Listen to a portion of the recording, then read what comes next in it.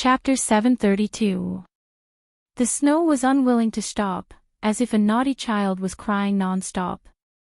In the backyard of the Demoyai post house, the dragon claw locust tree was covered in white. The young kamikaze built a snowman in the courtyard and used 2 pieces of charcoal as eyes.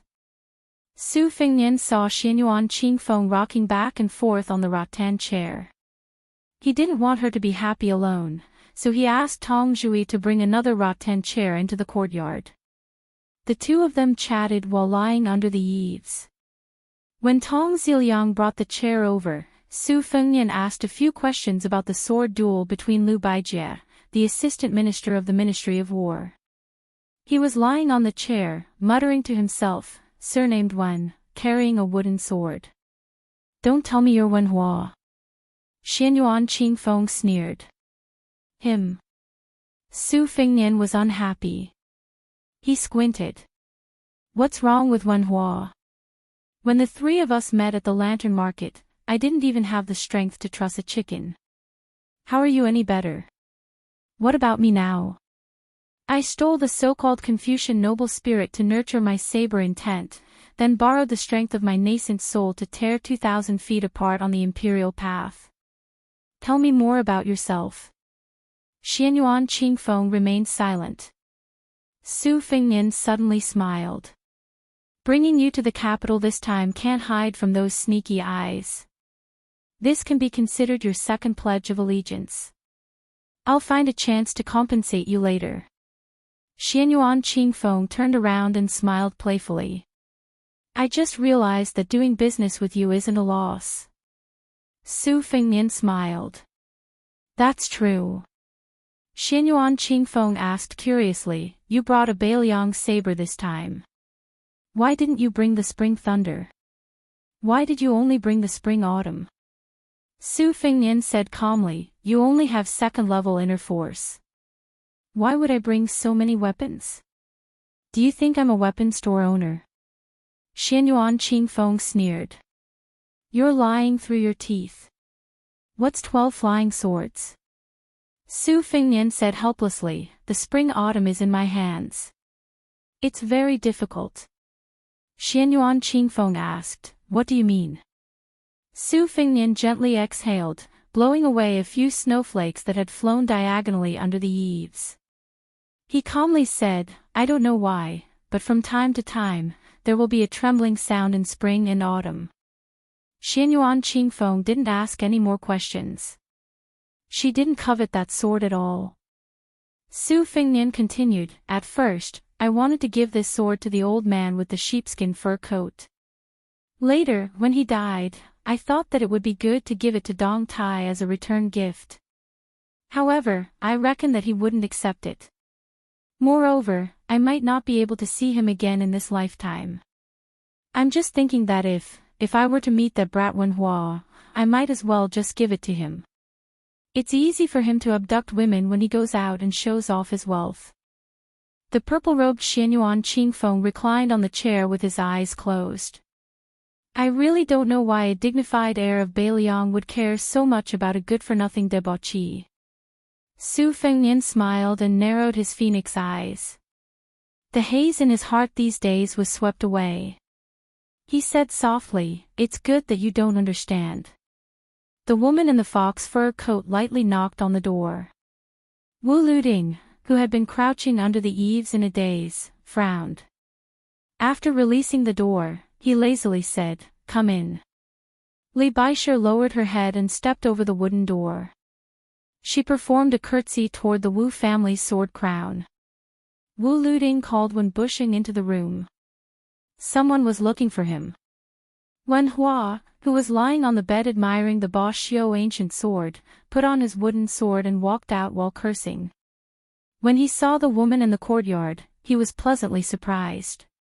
He didn't try to hide anything and jogged over with an embarrassed smile. He stopped a few steps in front of her and said, "Miss Li, why have you come?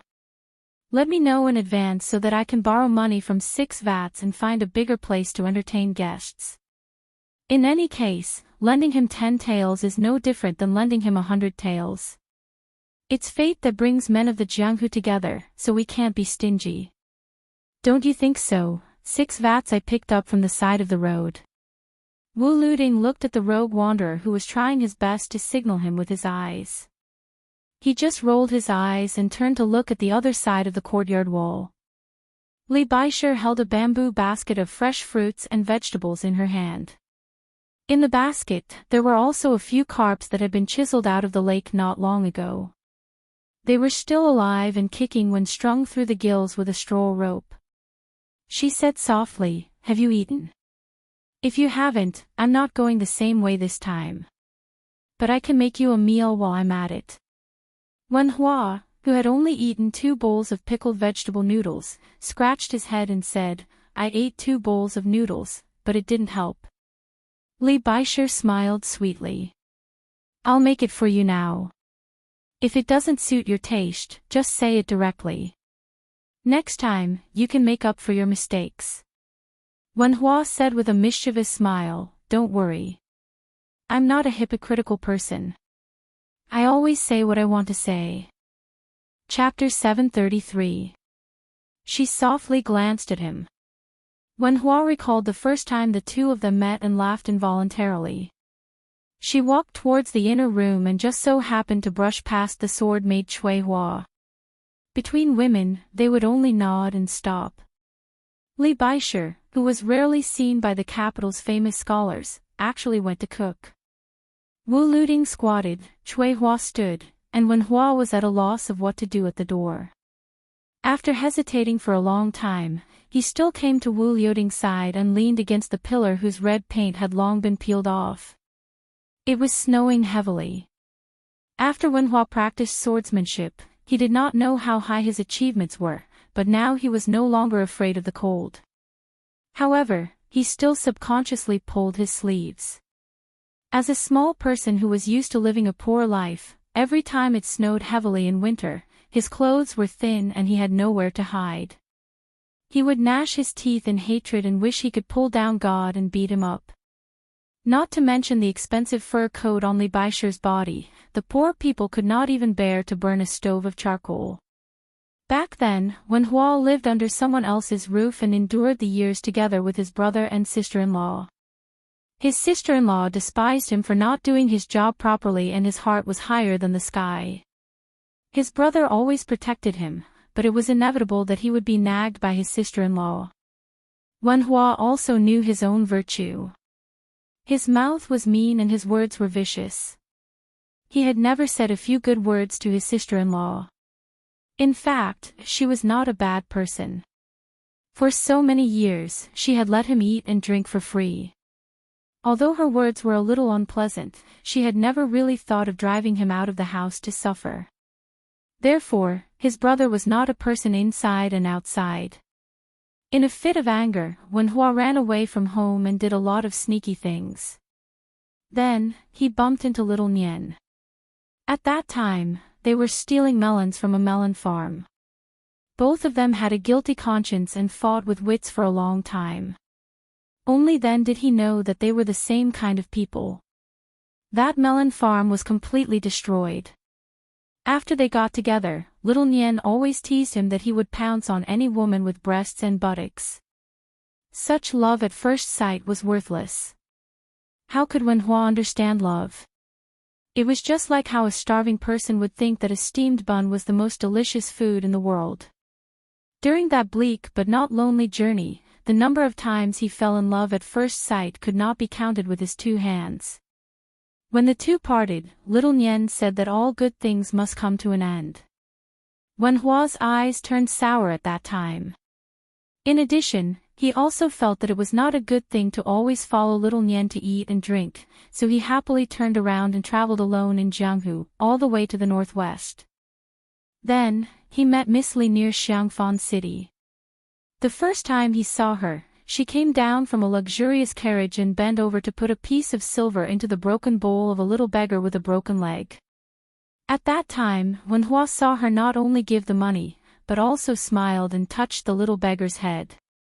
At that time, Wen Hua told himself that this love at first sight was his last time. Because little Nian, who liked to talk nonsense and convince people the most, once said that it was not a big deal for a woman to be beautiful. If a beautiful woman had a good heart, if he did not snatch her home and love her dearly, she deserved to be struck by lightning. At that time, when Hua rushed forward without thinking of his own safety and stopped the carriage on the street. As usual, he used the 3 tricks of a ruffian in the marketplace to tease a woman from a good family. There was nothing new about it. He asked the young lady's name, young lady's age, and where did she live. However, when Hua also added that he was a wanderer who was determined to practice swordsmanship and become a peerless swordsman. He did not act shamelessly and only hoped that the young lady could wait for a few more years until he made a name for himself. If there was no news of him after a few years, then she did not have to wait for him. At first, Wen Hua thought that only a fool would believe his sincere words. However, the young lady really told him her name and even asked him if he did not mind that she was a woman from a brothel.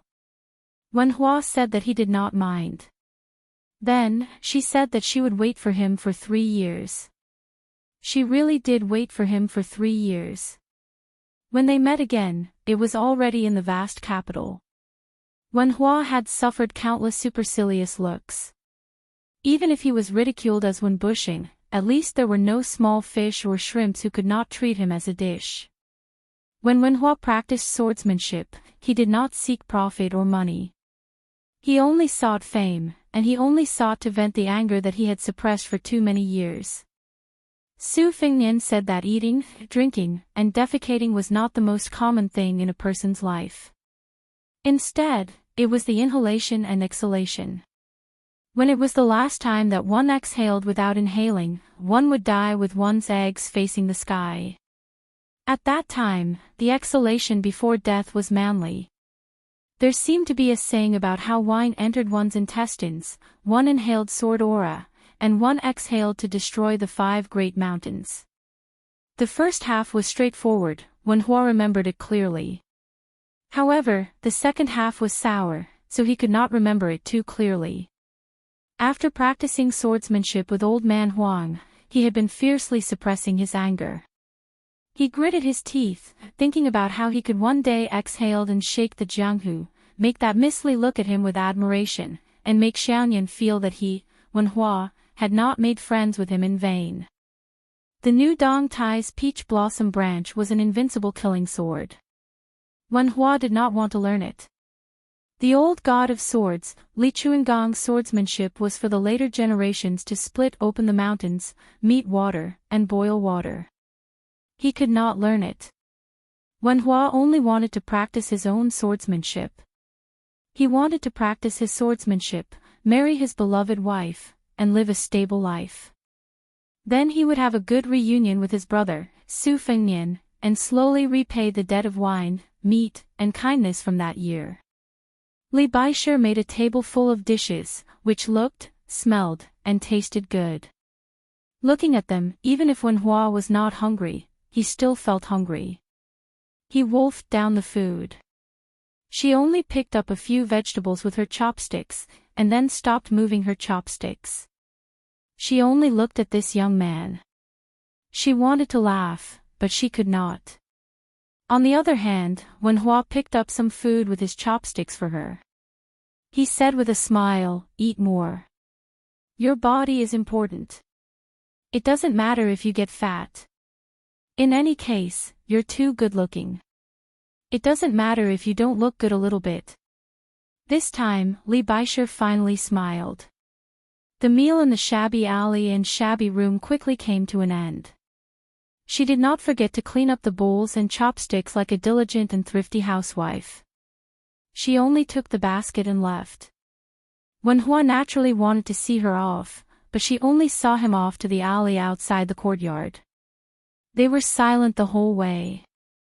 Before turning the corner, she said softly, "Wen Hua, remember to become the most famous swordsman in the world. You promised me." Wen Hua nodded heavily and said, "Don't worry about this. I even dare to kill the emperor. If worst comes to worst, I'll wander the world with you." He smiled and hurriedly added, "As long as you're willing." Li Baisha nodded and lowered her head. Her expression was complicated. When she raised her head, her eyes were clear. She said softly, "You're not allowed to see me off. Can you do that?" Wen Hua smiled and said, "I'll listen to you. But you have to be careful on the road." Li Baisha smiled charmingly. "That year, after the carriage I rode and moved, I secretly saw you standing behind it for a long time. This time you go first. I'll wait for you." Wen Hua laughed loudly and turned to leave. He did not drag his feet. He dragged his feet with snow and mud. Li Baisha gently clasped her hands and exhaled. She waited for Wen Hua to enter the courtyard before turning the corner and entering the carriage. She was somewhat stunned when she saw that the old man was still there. Huang Sanjia said in a flat tone, "I went to the vicinity of the lower horseway once and was targeted by that half-inch tongue of Yuan Benshi. There are some things that have to be done in advance." Li Baisha said with a trembling voice, "You're going to tell Wen Hua directly just like that?" But the sword crown and sword attendant of the Wu family's sword tomb are still in the courtyard. Huang Longsha said with a smile, "I intercepted and killed Su Fingnian in the Xiangfan city's reed marsh. These two people were originally one of my moves to move the sword tomb. Sit with me for a while. After about 2 hours, I'll go to the courtyard. You wait for news. When you return, open this brocade pouch." Li Baisha took the brocade pouch. Her hands and feet were ice cold. 2 hours later, Huang Longsha slowly walked down from the carriage. The carriage gradually went far away, disappearing into the wind and snow. Huang Longsha was not in a hurry to enter the courtyard. Instead, he walked back and forth in the alley twice before pushing the door open. After a short period of time, a young man with a broken arm, a lame leg, and all the tendons and veins in his body, left with only one life left. He only carried the wooden sword that originally belonged to him and left the courtyard. There was a long trail of blood on the snow in the alley. In Laozi's hometown, if you borrow money, you have to pay back 12 or 13 taels. You taught me, Wen Hua, how to use a sword. I'll cripple all my martial arts and return you an arm and a leg. In the courtyard, he said these words to the old man Huang. Then this bloody man in the snow squatted down dejectedly at the corner. Beside his hand was only a wooden sword stained with blood. The young wanderer's eyes were blurred with tears. He smiled mournfully and stood up. He aimed the wooden sword at the wall and fiercely broke it. After that, there was no more news of Wen Hua in Jianghu. This wooden sword wanderer whose name shook the world as soon as he appeared in Jianghu left Jianghu in the most resolute and desolate manner in one night. In the bone-piercing snow, he said to himself one last time, "I won't practice the sword anymore." Chapter 734. I still know how to write the second chapter, but it's very late. Apologies. This year, before the beginning of winter, the snow in the capital was especially majestic and did not stop. While many children in the capital were overjoyed, they were also puzzled as to how many white geese were raised by the heavens above. In this small courtyard that could be described as having a dragon spirit, there were originally 3 heavenly talents who had the potential to carry the cauldron of swordsmanship. In one night, one of the 3 had left. When Wu Luding was bored, he liked to take the bamboo pole that was only slightly longer than a sword. At this moment, he was squatting under the eaves, carrying the pole on his shoulder. He was somewhat lonely. Even if his childhood sweetheart Cui Hua was standing beside him, this young sword crown who did not learn the sword of the king but learned the sword of the tyrannical way was somewhat sad. When the words of the wandering hero entered his ears, he left the hospital with only one life left. He broke an arm and a leg tendon, destroyed his own acupuncture points, and left just like that. Wen Bushing, didn't you say you wanted to become one of the few great swordsmen in the world? Didn't you just see the girl you adored? Wouldn't it be better to kill a man who had no relatives and only a year of friendship and then become famous? Chui Hua sensed that the young sword crown had turned his head. The two of them had a tacit understanding. Without needing Wu Luting to ask, she opened her mouth and said, "I don't understand either." In the Battle of the Reed Marshes, the 11th in the world, Wang Mingyin, was the old king of Jing'an, Zhao Sun, who used this person's brotherhood with the famous general Wang Mingyang of the spring and autumn period as shackles to lure him out of the Jianghu. That when Hua had just entered the Jianghu, how could he leave the Jianghu in such a miserable state? Wu Luting, who often bickered with Wen Bushing these days, let go of his hand. The bamboo pole rolled to the ground. He fiercely rubbed his cheeks. "I have no brothers, no friends. I wholeheartedly pursue the path of the sword, but I will remember this idiot for the rest of my life. Why don't we send Wenhua off? In this world of ice and snow, he can leave the courtyard, but he can't leave the capital." Chui Hua remained silent. Sword Crown, who was nicknamed 6 Vats every day, spat out a mouthful of murky air. He calmly stood up and said, "Don't worry about that old bastard in the house who is scheming against who knows who. If he really pisses me off, then we'll just have a falling out and go our separate ways. I didn't like this place in the capital. It didn't have the taste of the Jianghu and didn't have any human feelings. It wasn't easy for me to find a bit of sword flavor that the Wu family's sword tomb didn't have, but it was too late. Chui Hua, why don't we go to the South Sea after we protect Wen Bushing out of the capital? I heard that Dong Tai went out to sea to visit immortals. Maybe we can meet him." Chui Hua patted the Su of Gojosian sword on her back, and Wu Luting left the hospital with a laugh. Huang Sanjia slowly walked out of the house, holding the ancient sword Ba Xiu in his hand. His face was expressionless, without the slightest ripple of emotion. He only threw Ba Xiu toward the top of the wall. The ancient sword fell into one person's hand. An old man with an empty sleeve squatted on the top of the wall. He single-handedly took the last sword from the Tangxi sword furnace. Abandoning the scabbard, he opened his palm and placed the simple and famous sword in the center of his palm. His thumb and index finger rubbed against each other. The sword tip and hilt, which were not among the top 3 swords in the world, were instantly bent.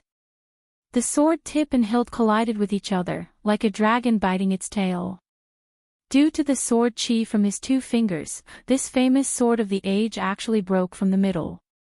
1 into 2, 2 into 4, 4 into 8, and so on. Ba Xiu broke into pieces inch by inch, and every inch of the sword fell into the sleeve of the broken arm.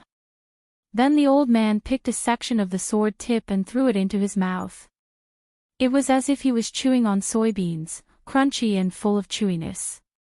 The old man might not have been truly nameless, but he had been nameless for 60 years. These past few years, he had occasionally entered the world, but he had always done business with Wang Longshi. Whenever he killed or injured people, Wang Longshi would be responsible for feeding him a good sword. If one were to talk about his magnificent achievements, there would be no exaggeration in the Jianghu.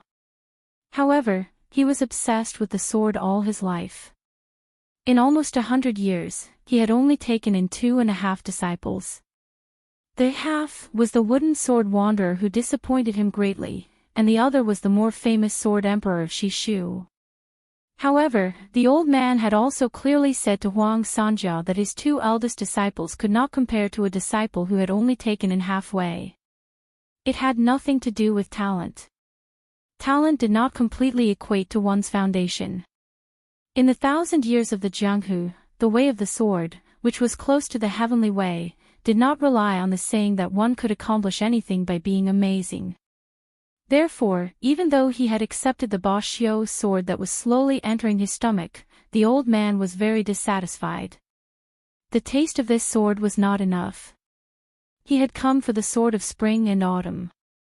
The Su of Gojosian of the sword catacomb was actually not bad, but the sword he could not forget for the past 20 years was still the great Liang Dragon Sparrow sword. The old man was missing an arm, but because of his tall and sturdy body, he did not appear to be very old. In particular, His 2 eyebrows were extremely long and tied into a snow-white long braid, just like the Bailiang, the sun, and the Baimang.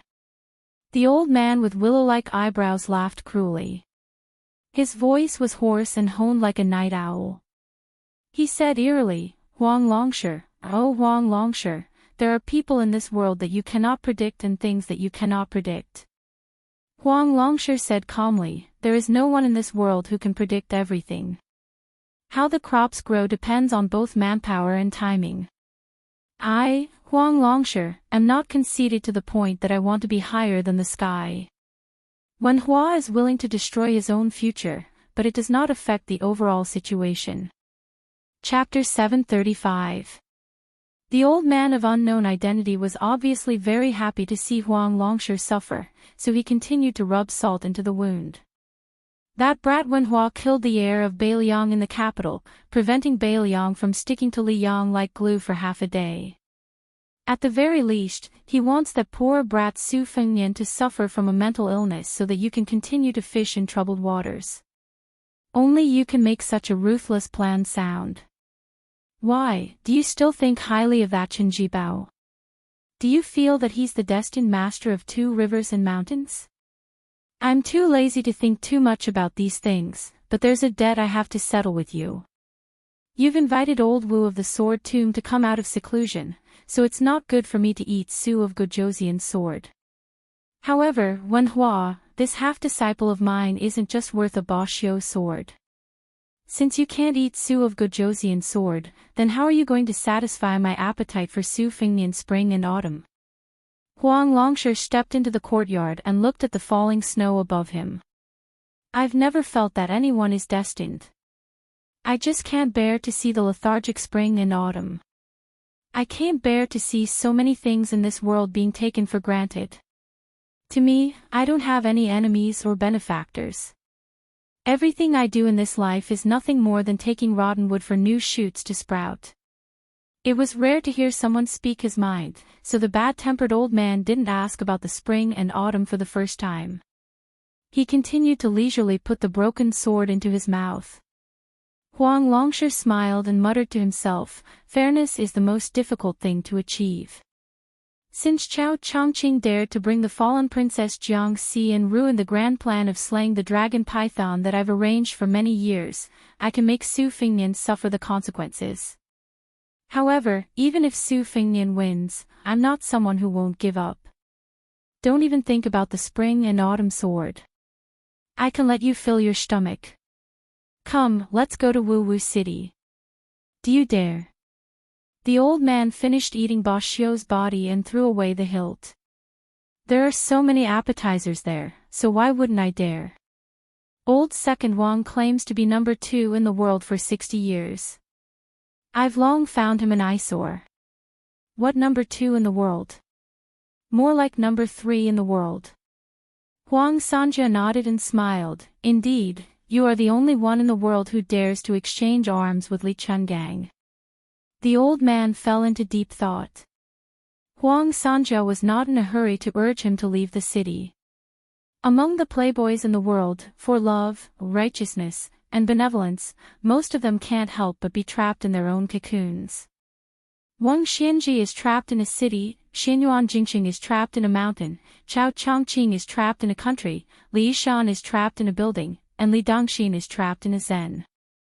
The one who has truly transcended the world is you, Yuan Benshi, who is now looking for me everywhere to seek revenge, and Dong Tai, who went out to sea. Counting with one's fingers, there is only Hong Shixiang, who rode a crane down Wudong, Li Chungang, who lost his arm, and Wen Hua, who folded his sword and did not practice the sword. Jiang Hu is destined to forget Wen Hua very soon, but it is precisely this kind of person that makes Jiang Hu lively and lively. I, Huang Longsher, lost. But I lost willingly. Because of Wen Hua, I will give Su Fengnian a big gift, otherwise this kid's life will be too miserable. At such a young age, he has to fight so hard with an old fox spirit like Yuan Benshi. The old man, who did not have a sword in his hand and liked to eat swords, jumped down from the top of the wall. His height was frightening, he was a full 2 heads taller than Huang Longshi. They say that a man's words are kind when he is about to die.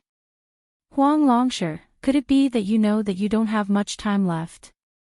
Huang Sanja smiled indifferently. How many years have you been waiting for me to die? The old man's eyebrows actually reached his knees. It doesn't matter whether you die or not, but where am I going to find a good seedling to inherit my sword?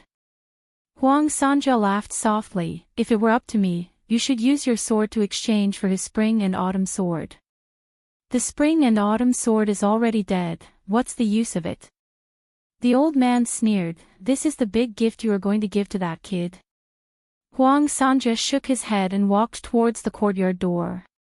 He waited for the old man, who had once single-handedly shouldered the prestige of the Wu family's sword tomb, to walk out of the courtyard first before closing the door. You and Wenhua are not considered master and disciple, it's just a business deal between us.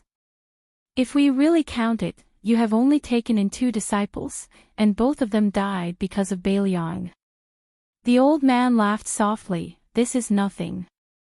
A swordsman dying for his sword, there is no more fortunate death than this. Since you have piqued my interest, Huang Longshi, then you don't have to hide anything from me. Tell me, other than the kid from the Su family who made Wenhua kill, who else was there? I have to go take a look. Li Chungang is the only swordsman that I see as a great enemy and confidant in my life. Since he taught that kid the 2-sleeved green snake and sword opening the gate of heaven, I have to go take a look. That female sword attendant only learned half of the 2-sleeved green snake, it's too little. If that kid is really as interesting as Li Chungang thinks so highly of him, I don't mind asking him to learn this sword of mine. Huang Longshi dismissed it with a laugh. When this eccentric old man taught people the sword, the worse your aptitude on the surface, the less he taught you. That Shishu sword emperor was taught 4 swords and comprehended 100 swords on his own. In the end, he devoted his entire life to the path of the sword, but none of his swords caught the old man's eyes. His disciple after that only taught him 3 swords, but one of his swords was praised by the old man endlessly. Then Huang Longshi tricked him into teaching Wenhua 2 swords, but it was a pity that he did not get to see the crops grow this time. In the end, that kid still chose a golden millet dream, and not the famed sword that had the potential to reach the top, the most beautiful woman in the world. As for whether this crafty old man really met Su Fengnian, would he kill him without a word, or teach him that sword in a muddle-headed manner, it was not something that Huang Sanja would think about. The reason why he brought up this matter was because of 1 sentence, or rather, 2 sentences. I will guard the northwest for the central plains. Outside of Beiliang's 3 prefectures, I will not suffer the calamity of Beimang's 1,000,000 cavalry. Huang Longshi smiled, a little reminiscent of himself when he was young. Huang Longshi looked at the white alley, bent down and grabbed a handful of snow, and asked, then let's get out of the city first, and then you'll enter. The old man did not say a word. The people of the world did not know that there was righteousness between heaven and earth, and that everything was manifold. This aura was majestic and cold, and it would last for eternity. Huang Longshi raised his head and smiled. Yuan Benshi, no matter how I die, I won't die in your hands. But you have to wait, there will naturally be someone who will deal with you. The white clothes case in the capital, new and old debts, let's see how you will pay.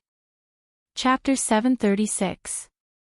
Wu Luding was carrying a half-dead bastard who was still nagging Chuihua to carry him. While feeling resentful, he also felt relieved. He could still talk glibly, which meant that his heart had not given up yet. With the sword in my hand, the heart of the sword is the most precious. The body is just a bag of skin, but it is secondary. If the heart of the sword is stained with dirt, then it is destined to never enter the realm of transformation. Wu Luding flew across the snowy ground. In front of him, Chuihua carried the Su of Gojoseon's sword to open the way. The capital's night guard was stricter than normal people could imagine. However, the night guards and some elite spies in this large area of the capital had already received orders from above. They could close one eye to the 3 people's whereabouts. As long as they did not commit acts of murder and robbery, they would not pay any attention to them. Therefore, the sword-crowned swordsmen went against the rules and their journey was unimpeded. Wu Luding arrived at a courtyard. He did not knock on the door and wanted to directly jump over the wall. However, the snow in the courtyard suddenly slanted like thousands of swords. Cui Hua, who was obediently going to push the door, completely ignored him. Wu Luding was forced back into the small alley. He shrunk his neck and could only follow behind Cui Hua. Entering the elegant courtyard from the courtyard door, there was no one in the courtyard. Wu Luding hurriedly shouted, old ancestor, we are in a hurry to leave the city. You have a lot of face, can you lead the way?" There was only a small lamp in the room. It was silent. Wu Luding looked at Cui Hua with a bitter face. The latter calmly said, "I hope the two master can help." An ordinary voice came out, "How much of the two swords have you learnt?" Cui Hua opened her eyes and slowly said, 90% of the form, 60% of the spirit. There was a soft sound of acknowledgement from inside the room. The thin old man bent his index finger and slowly walked out. There was a small lamp on the tip of his finger. He did not even look at Wu Luding. He frowned and asked, "What happened?" Wu Luding was just about to speak when the old man flicked his finger. The small lamp suddenly arrived. Cui Hua was indifferent, and Wu Luding closed his eyes and waited for death. The lamp leisurely returned to the old man's fingertip, like a moldy and withered tree. The lifeless old man carried the lamp out of the courtyard and entered a carriage. The coachman was an old man who was even older than the old man. Some people would even believe that he was 60 years old. In fact, this man was 40 years old. He believed that his swordsmanship had reached a bottleneck, so he went to the Wu family's sword tomb to retrieve a sword. In the end, he became a withered swordsman of the Wu family. At 60 years old, he became the sword attendant of the old man in the carriage. Now, he was old enough to compete with Wudong Mountain's alchemist, Song Jiming. Wu Luding carried Wen Hua and sat in the carriage. Cui Hua continued to lead the way. The carriage drove towards the central axle road. The old man gently flicked his finger, and the lamp came out of the carriage. It was still in front of Cui Hua, and the thick snow on the road immediately melted. The old man sat down and asked softly, "This is Wen Hua." Wu Luding was a straightforward person who couldn't hold back his words. He spilled the beans from a bamboo tube. "This kid has a one-track mind. Huang Longshi, that 1,000-year-old bastard, taught him to practice the sword so that he could kill that Beiliang heir's brother, Su Fengnian. He refused. Not only did he leave the Ba Xiu sword that he won from Lu Baijie to that bastard, he even broke the wooden sword that he valued more than his own life. Even if he lost an arm and a leg, it's fine. After all, with Li Chuangong's example, it's not impossible for him to make a comeback. But this kid lost the wooden sword and destroyed his acupoints. He's like a broken dam, not a single bit is left. How the hell is he going to practice the sword in the future? What did you say about lending me 10 taels of silver to return 12 or 13 taels of silver? You've lost everything, not even 20 taels of silver. When bushing, has your head been kicked by a donkey? When Hua leaned against the wall of the carriage, his entire body reeking of blood. He gritted his teeth and didn't make a sound. The old man said calmly, "If I didn't do this, do you think Huang Longshi would have let him live? Huang Longshi, that madman, when has he ever cared about old friendships? No one can understand the logic in his stomach. Since you're his chess piece, if you want to leave the chessboard alive, you're no different from a dead person." Wu Luding snorted coldly. The old man kept his eyes closed and his tone was still gentle. "Luding, if it was you, you wouldn't be able to practice the sword like him. Fine, if you think so, I'll break one arm and one arm of yours, destroy your cultivation and throw you to the sword mountain. We'll talk about it again when you feel that you can practice the sword." Wu Luding didn't think that the old ancestor was joking at all. He quickly smiled apologetically. Old ancestor, don't be angry. I'm just feeling unworthy for Wen Bushing. If he can practice the sword, he can practice the sword 10,000 times. The old man opened his eyes and looked at the young wanderer who was drenched in blood. He asked, "You're all alone now. You're empty now. It's time for you to turn from bad to good. Have you ever thought of returning to the sword mound with me?" Wen Hua covered his broken arm with one hand. His face was as pale as the snow outside the carriage. He shook his head and said with an unusually clear gaze, "I know you're the great old ancestor of the Wu family sword mound. But I've said that I won't practice the sword anymore. I won't touch the sword for the rest of my life." The old man dismissed it with a smile. He didn't force it and closed his eyes. The floating light on the street was a sword. The snow outside the carriage was a sword. Even the capital city could be a sword. The sword itself was a sword. How could it be determined whether one had a sword or not? Wu Luding stared with his eyes wide open. His face was full of shock. The old ancestor was actually smiling. Before the carriage arrived, the city gate slowly opened. It could be seen that the Wu family's sword mound wasn't as far away from right and wrong as the rumors said. The coachman got off the carriage and handed the reins to Chui Hua, who was also a sword attendant. Before the head of the Wu family got off the carriage, he wiped his 2 fingers and extinguished the light outside the carriage. He said, "Wen Hua, I'll remember this name. When you remember that you're lacking a sword, you might as well come to the sword mound to take a look. 800 years of hidden swords, collecting swords and snatching swords. Sword Mountain has hundreds of thousands of swords piled up into a mountain. If you don't have the sword you want by then, it won't be too late to leave the mound." Wen Hua was still stubbornly shaking his head. Wu Luding wished he could slap this untactful Wen Bushing to the ground and bury him in the snow. The old man of the Wu family, who was known as the Tsu of Gojoseon, stood on the street with his sword attendant and watched the carriage leave the city. The heavy snow behind them quickly covered the seemingly endless imperial road. Chapter 737. The old man muttered to himself. Outsiders mistakenly thought that the withered sword of the Wu family was the emotionless sword. They were gravely mistaken. This time, Lu Ding should understand this logic. The emotionless way of heaven never meant that the people of the world were heartless, but fairness. If a person is emotionless, not to mention carrying a sword, he is not even fit to be a human. The sword attendant beside Su of Gojoseon did not move at all. The old man looked back. "I don't know why, but from here to the palace, there are a total of 18 doors.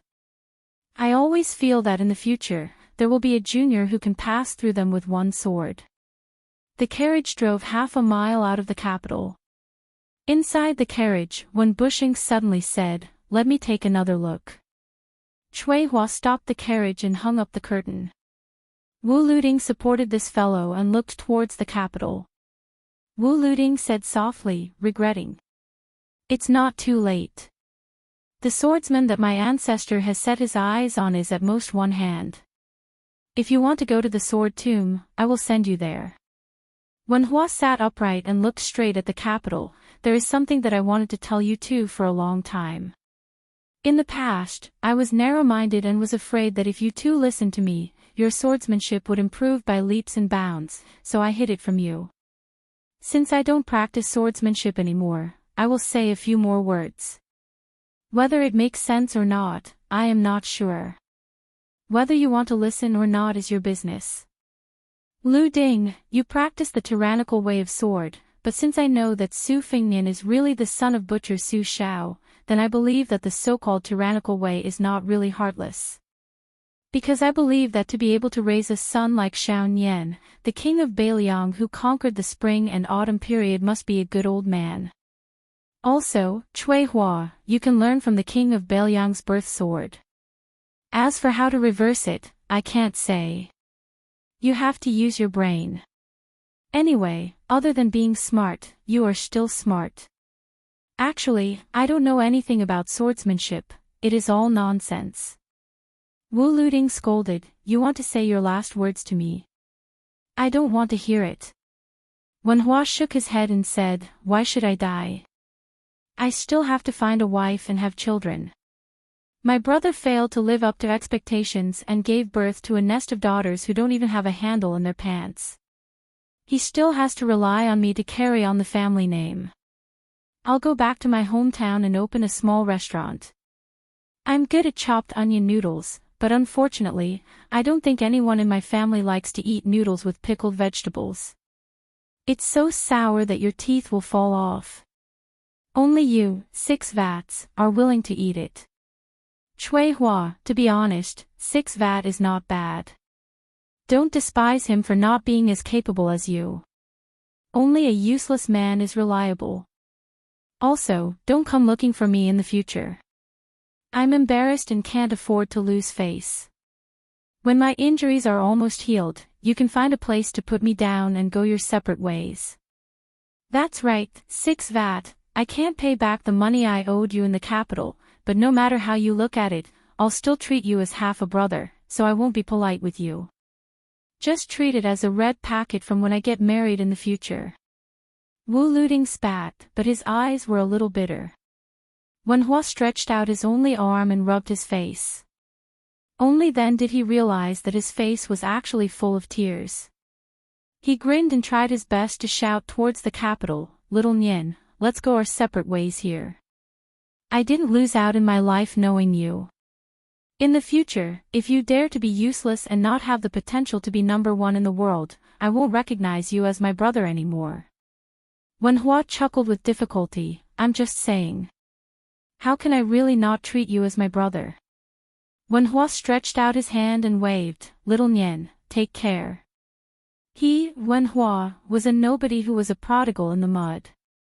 When he came to the Jianghu, he had wandered the world with his arms around Little Nian's shoulders when he was in dire straits. He had been called young master by others, he had ridden that inferior horse and mule, he had mastered 2 swords, and he had taken his last breath of the Jianghu. He had never let his brothers down, so his life was worth it. Wenhua was a little sleepy. He closed his eyes, and the corners of his mouth curled up slightly. Because before he fell asleep, he remembered the crooked tune they had hummed together that year. The steamed bun was white, but it was not as white as Gu Liang's chest. The tip of the lotus was perky, but it was not as perky as a little girl's butt. Wenhua did not know that in the capital, a person was running wildly on the Central Axis Road like a madman with a head full of white hair. He rushed up to the top of the city wall. Wenhua, F*ck your 18 generations of ancestors, who the F*ck allowed you to not practice the sword. He threw a sword out of the capital fiercely. Forget it if you don't want it. I'll pretend that I don't have this sword. The white-haired man threw away the spring and autumn sword. He lowered his head, and his eyes were blurred with tears. His lips were trembling, and he was sobbing softly. Who allowed you to not practice the sword? I won't allow it. We agreed that we would do it together so that no one would dare to look down on us brothers. Are you stupid? We used to work together to cheat people of their money. Don't you know how to pretend to kill me? So what if Su Fengnian stabbed you with a sword? That year, when didn't I pretend to be a villain and help you cheat those young ladies? You're allowed to be my brother, but I'm not allowed to be your brother. What kind of brother are you? Su Fengnian's voice was hoarse. He cried and cried until he bent over. Notice 1. Today is a bumpy day. There is nothing scarier than going to the hospital to see a dentist. What's scarier is that you have to go again in half a month. Since I came back, I slept until now. Therefore, today's update is over. I have to go back to sleep. I've also used up the 4 days of leave for this month. I haven't counted the specific update numbers, but it's definitely at least 190,000 words. 2. There's still an hour and a half before August ends. The issue of the monthly tickets will be finalized in an hour and a half. I don't know if there will be any surprises. I only know that no one has dropped the ball this month. 3. There's still September after August. I hope it'll be another stable month. My goal is the same as August. I'll have 4 days of leave and at least 5,000 words per day. 4. The pre-sales of the physical books in Snow have exceeded everyone's expectations. It can only be described as a miracle. It's on Dang Dang, Amazon, and Jingdong. I welcome everyone's support. 5. It's better to be happy together than alone. Today's dentist is a beauty. It's just that she's a bit cruel. 6. Go and rest. See you tomorrow. See you in September. #update notice plus seeking guaranteed monthly tickets at 9:00 and 12:00 in the evening. Last month, for some reason, I had 3 tickets in my account. At the beginning of the month, I gave myself a ticket to encourage myself. At the middle of the month, I gave it to a friend. There's no reason for it. At the end of the month, I gave myself another ticket to reward myself for not dropping the ball for the first time in the monthly ticket battle. In the monthly ticket battle in September, everyone will continue to not act until they see the hair. Of course, I still hope that the guaranteed monthly tickets will be cast in the next few days. Li Chungang wrote, "Sword, come," on the snowfield. Even the loser had the courage to shout, "Ticket, come." Chapter 738. As Li Dong approached, a strange old man appeared at the Xiamawi post house. His white eyebrows were long and slender like willows. Xianyuan Qingfeng only knew that this old man had barged into the courtyard a few days ago and had a few words with Su Fingnian. After that, he left the hospital and returned. These days, Su Fingnian had changed. He still ate, talked, and slept, but Xianyuan Qingfeng still felt that something was wrong. The snow gradually stopped. Youth Wu placed the snowman that had been moved to the corridor back into the courtyard. Today, the clouds parted and the world was suddenly illuminated. Su Fingnian was lying on a rattan chair. The white-browed ancestor of unknown identity was nowhere to be seen. The snowman stood under the dragon claw locust tree, and Su Fingnian stared at it in a daze. Xianyuan Qingfeng moved a rattan chair to the side, and after lying down, he rocked back and forth, babbling. When a woman stood up, she stuck out her chest, causing her twin peaks to rise. That was nothing, but when she lay down, it was especially spectacular, showing her true elegance. Xianyuan Qingfeng asked, "Who's that old man?" These days, Su Fingnian would answer every question. He didn't put on a stern face for anyone. Instead, his temper gradually improved. He only said that he would exchange arms with Li Chungang. Xianyuan Qingfeng began to stir up trouble again. "Isn't old sword godly half your master? Your enemy is right in front of you. Why don't you draw your sword?" Su Fingnian laughed softly. One sword, one sword. Why would Li Chungang need others to avenge him? Besides, old Huang is his disciple. Xianyuan Qingfeng frowned. The toothless Jian Huang is this old man's disciple? Su Fingnian nodded. Xianyuan Qingfeng hesitated for a moment. In the end, he still asked, "What happened?" Su Fingnian stared straight at the snowman. Just before Xianyuan Qingfeng's patience reached its limit, he said, "Xianyuan Qingfeng, your dream is to become a martial artist like Wang Xianji. To become the Empress of Liang Lake. But I know that this is something that happened after the Battle of Bulgang. What was your earlier dream?" Xianyuan Qingfeng said calmly, "My father can walk into my mother's courtyard and drink the osmanthus wine together during the mid-autumn reunion." Su Fingnian returned the favor and said with a smile, "When I was young, my dream was to be a hero who punishes evil. It doesn't matter if I use a sword or a saber, but I must uphold justice." First, I must avenge my mother. Then, I will go to Jianghu and make a name for myself. It would be best if I could find a good woman like my mother in Jianghu. At that time, I didn't think about whether I would become the king of Beiliang in the future, because I never thought that Su Xiao would grow old. Then he stretched out his finger and pointed at the snowman. The dream is that little snowman. It can't be sold for money. Only children would treat it as a treasure and wouldn't trade it even if there were mountains of gold and silver. But at our age, most people don't like to talk about dreams anymore. They feel that it's pretentious and unrealistic. Take me for example.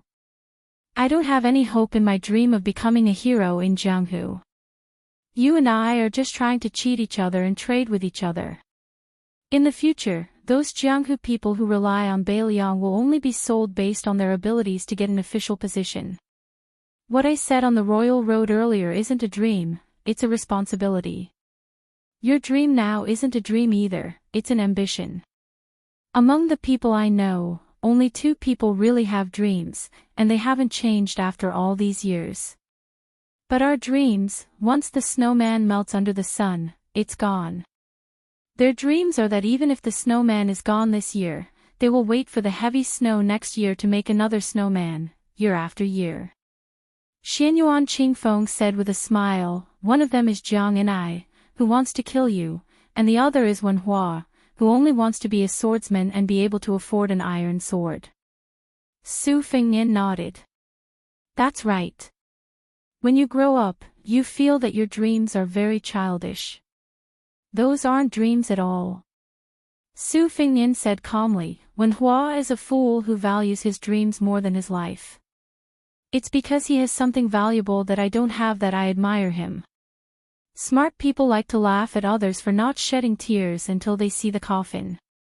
Wen Hua has always been that fool who is laughed at.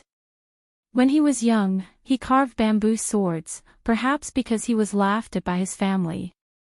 When he grew up, he still carried a wooden sword, which was laughed at by his fellow villagers. After I met him, I also laughed at him every now and then for his one-track mind and that he deserved to be a good-for-nothing. After we separated, sometimes I thought of Wen Hua. I felt that if this kid were to roam the Jianghu one day and was really killed, I would definitely avenge him and wipe out his enemies. This time, that Wen Bushing who appeared in the capital, I actually didn't want it to be Wen Hua. It's not that I'm afraid that my brother will steal the limelight, but I also practice swordsmanship and martial arts. I know better than anyone what I want to gain and what I have to pay. I, Su Fengnian, am the heir of Beiliang. Many of the things that I have to pay may sound very frightening, but because of my strong family background, it's not like I won't be able to climb up in the future. But who is Wen Hua? He's just an ordinary commoner.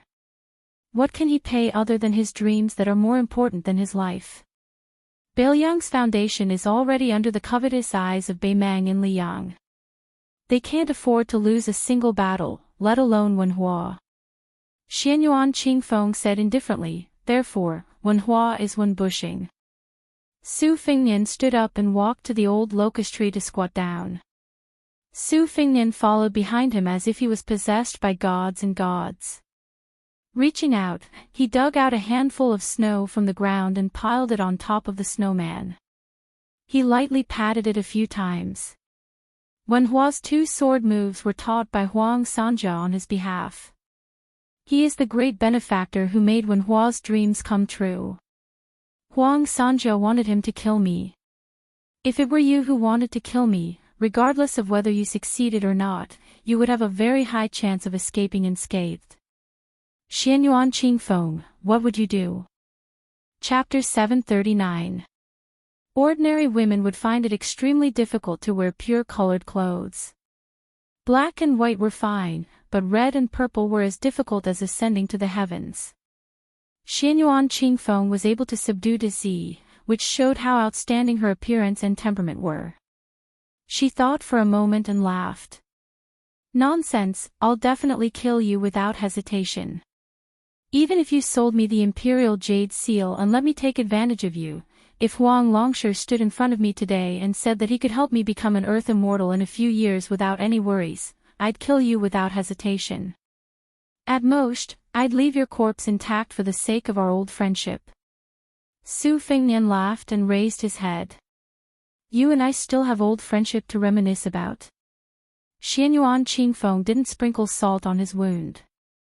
However, it was more appropriate to describe the current situation as adding frost to snow. Su Fengnian kept adding snow to the snowman. For some reason, Xianyuan Qingfeng felt a surge of anger and kicked the snowman to pieces. Su Fengnian stood up. The old man who came to deliver the message that night was lying on his rattan chair.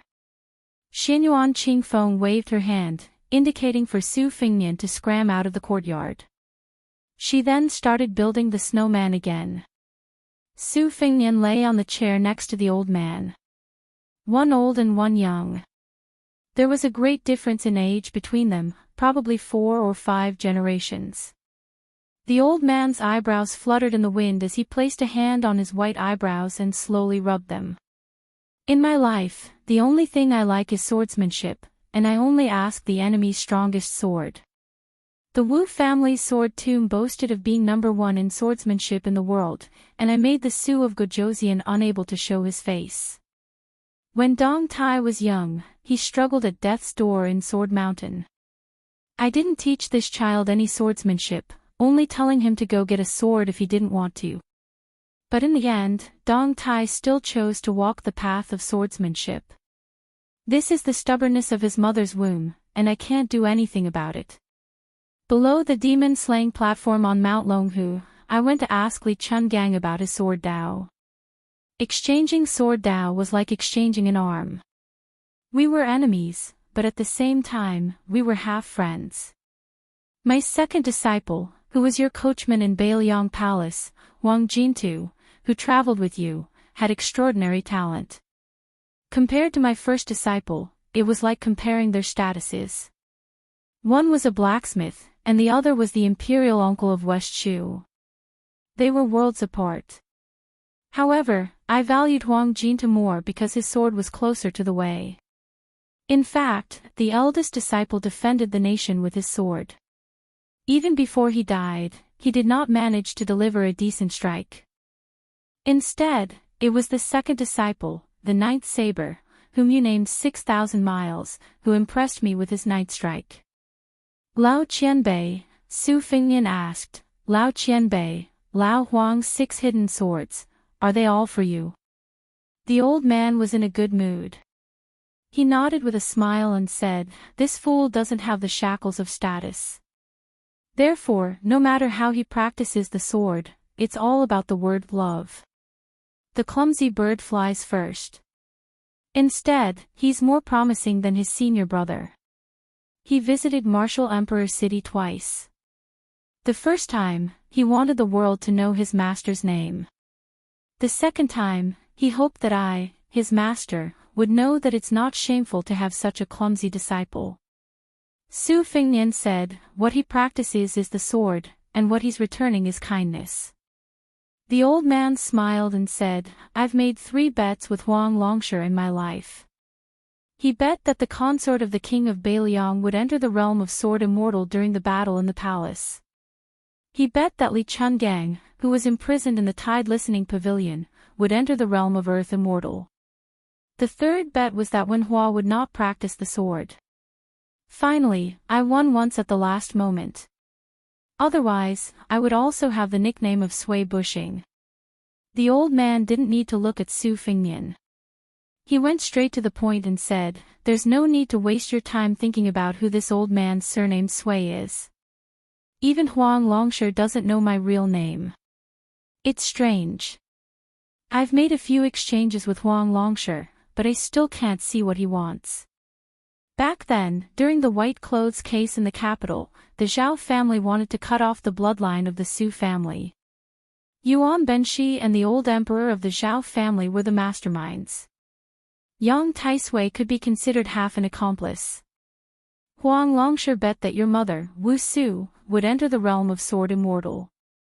He also used a famous sword in exchange for me to come out of seclusion, just in case, to protect the lives of the two of you. I divulged the heavenly secret not because I don't want you to bear a grudge against Huang Longshi. That old man should have died long ago. He's been fanning the flames everywhere. I just don't want him to die in the hands of small fries. The old man sighed deeply and said, in my opinion, there are only two types of moves in the world that are useful and good-looking. Li Xiaoxin's yellow river hanging above Dao's sect's head belongs to the good-looking category. There's no other way. After all, he's still a member of the three sections. The Wu family Su of Gojoseon scattered stars in the sky is also good-looking but not useful. If you really want to explain it, it's like facing 10,000 enemies, killing 300 and injuring 600 with one sword move can't compare to killing 500 with one sword move. Li Chuangong's two-sleeved green snake is a little different. It's good-looking and useful. Back then, when I asked Li Chungang about the two-sleeved green snake, I didn't want to ask about the two-sleeved green snake. However, Li Chuangong's state of mind was damaged and couldn't open the heaven's gate. But in terms of the power of the sword moves, the two-sleeved green snake was still at its peak. Back then, when I asked and answered the sword, even if one of our arms was cut off, I still left in high spirits and returned in high spirits. There's no grudge to speak of. Su Fingyan asked curiously, then Wang Xianji claims to be second in the world. The old man laughed and said, to be humble, even if Ancestor Lu's reincarnation, Dragon Tiger Qi Xuanjin, and Wudong's Hong Shixiang, they would only be evenly matched. Only Ancestor Lu, who passed through the Heaven's Gate 800 years ago, would have a 70% chance of winning. Su Fingyan kept his mouth shut. The old man said softly, in the martial world that we live in, there's no martial world where the more we mix, the more the tide will rise.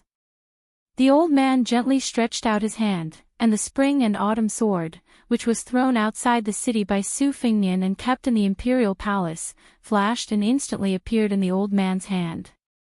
Back then, I couldn't determine the victor between me and Li Chungang, and I've always had a knot in my heart. Since you have the quintessence of Li Chuangong's two swords, especially the one that opened the Heaven's Gate, I'll teach you a sword move. When we determine the victor in the future, go to Li Chuangong's grave and propose a toast. For this sword, I'll only take a scabbard. Keep the sword for me. I'm going to martial Emperor City. When the spring and autumn sword returns to its scabbard is when I teach you that sword move. The old man threw the scabbard into the air and flew away on his sword. Clear laughter spread through Great Peace City. There are 3 million sword immortals in the sky, but they all have to bow before me. Chapter 740. Clouds hung low in the sky above the capital, a large expanse of gorgeous burning clouds. The woman's purple robes dragged across the snowy ground. In the end, she still piled up a crooked snowman.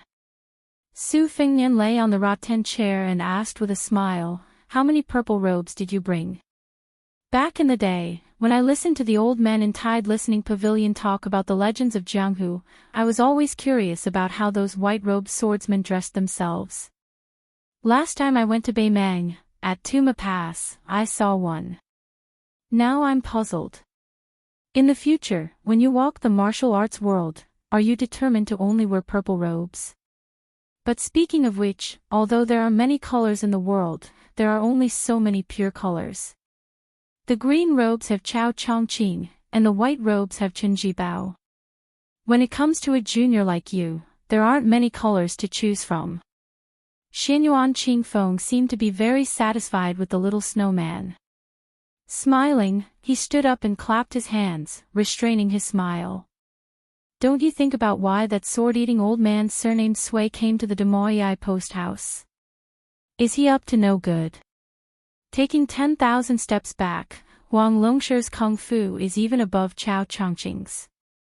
Other than Wen Hua's broken sword, which wounds are more severe than sword strikes, does Huang Longshi really not have any other tricks up his sleeve?